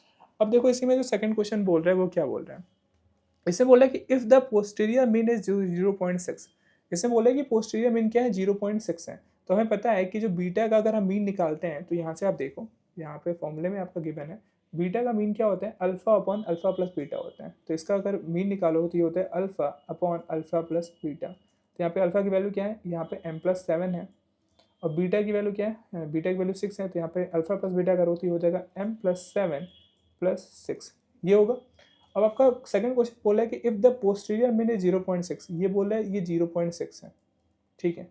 तो आपको m की वैल्यू फाइंड करनी है, तो आप इसको ऐसे भी लिख सकते हो, m plus seven upon m plus seven plus six कितना होता है, ये आपका होता है 13, और इसको आप लिख दो ऐसे, सिक्स को सिक्स बाई टेन लिख सकते हो, ठीक है। अब दोनों को मल्टीप्लाई कर दो तो ये हो जाएगा 10m plus 70 equal to 6m plus 78 हो जाएगा। अब 6m को इधर ले जाओगे तो ये हो जाएगा 4m इक्वल टू 70 इधर आ जाएगा, तो ये क्या हो जाएगा 78 माइनस 70, ये हो जाएगा 8। यहाँ से m की वैल्यू कितनी आ जाएगी 8/4, और ये हो जाएगा 2। तो m की वैल्यू कितनी आ रही है, m की वैल्यू आएगी यहाँ से 2। तो इसका जो राइट आंसर होगा वो 2 होगा। तो आई होप कि आपको समझ में आ गया होगा कि कैसे पोस्टीरियर डिस्ट्रीब्यूशन निकालते हैं, उसका पोस्टीरियर मीन कैसे निकालते हैं, ठीक है। तो जैसे ही आपका पोस्टीरियर डिस्ट्रीब्यूशन पता चल जाता है, उसमें फॉर्मूला में देख लोगे एक्सपेक्टेड वैल्यू क्या होती है, उसकी फॉर्मूला यहाँ पे अप्लाई कर लोगे, आपका पोस्टीरियर मीन भी निकल के आ जाएगा। कुछ और क्वेश्चन देख लो जो कि आप खुद से कवर कर सकते हो। देखो जो ये क्वेश्चन में क्या बोल रहा है कि इसने बोला है मैक्सिमम लाइक्लीहुड निकालने के लिए, ठीक है। तो मैक्सिमम लाइक्लीहुड आपको बता दिया मैंने, तो वो आप ऐसे निकाल सकते हो। इसमें सेकंड क्वेश्चन बोल रहा है the value of maximum likelihood estimate of theta is given, maximum likelihood दे रहा है। और ये बोला है कि मेथड ऑफ मूवमेंट यहाँ पे ये दिया गया है, तो आपको मेथड ऑफ मूवमेंट भी निकालने आ रहा है और मैक्सिमम लाइक्लीहुड, तो दोनों को निकालना है और इस इक्वेशन में पुट कर देना है, तो आपका आंसर आ जाएगा, ठीक है। तो ये भी आपको होमवर्क है, आपको खुद से करना है और कमेंट बॉक्स में इसका आंसर देना है। अगला क्वेश्चन देखो, अगला क्वेश्चन में क्या बोल रहा है, इसमें देखो फिर से यहाँ पे डेटा दिया गया है, फिर maximum likelihood estimate of theta for lambda और यहाँ पे प्रायर डिस्ट्रीब्यूशन, दोनों मैंने बता दिया कॉन्सेप्ट। ये भी आपका होमवर्क हो गया, ठीक है। आपको इसको सॉल्व करके बताना है। फिर सिंपल इसमें भी मैक्सिमम लाइक्लीहुड, फिर यहाँ पे प्रायर डिस्ट्रीब्यूशन, तो इस पैटर्न के क्वेश्चन बनते ही हैं। तो मैंने सब हर पैटर्न का एक एक क्वेश्चन बता दिया। काफ़ी मोस्ट इंपॉर्टेंट जो क्वेश्चन थे उसका कॉन्सेप्ट और कैसे किस पैटर्न के क्वेश्चन आते हैं वो आपको बता दिया। और जो दो तीन जो क्वेश्चन मैंने अभी दिए हैं उनको आपको खुद से सॉल्व करना है, क्योंकि देखो आप चाहे स्टैट्स 2 लो, चाहे मैथ्स 2 लो या फिर मैथ्स लो, दोनों प्रैक्टिस की चीज़ है। आप कितना भी देख लो तो देखने से नहीं होगा, थ्योरी देखने से नहीं होता है। जब तक आप प्रैक्टिस नहीं करोगे तब तक वहाँ पे जब एग्जाम सेंटर में जाओगे तो वहाँ पे आपका पेन नहीं चलेगा। तो आपको ज़्यादा प्रैक्टिस करना है। तो मैंने खुद से कई सारे क्वेश्चन कर दिए, लेकिन अभी मैंने आपको खुद के लिए या आपको खुद से सॉल्व करने के लिए मैंने कई सारे क्वेश्चन भी दिए हैं। तो आपको कुछ नहीं करना है, अभी जाओ, आपने पूरा कंसेप्ट समझ लिया है, आप इन क्वेश्चन को खुद से सॉल्व करो और फिर जाके लास्ट में कमेंट बॉक्स में आप कमेंट देना कि आपका आंसर कितना आ रहा है। तो आई होप कि आपको सारे का सारा जो ये वीडियो है वो समझ में आ गया होगा, पूरा कॉन्सेप्ट क्लियर हो गया होगा और यहाँ से आपके फिक्स हैं कि आपके यहाँ से डायरेक्टली क्वेश्चन बनेंगे, ठीक है, कि एग्जाम में। तो आज के लिए इतना रखते हैं, तो मिलते हैं नेक्स्ट वीडियो में नेक्स्ट टॉपिक के साथ। जय हिंद, जय भारत और best of luck for end term exam.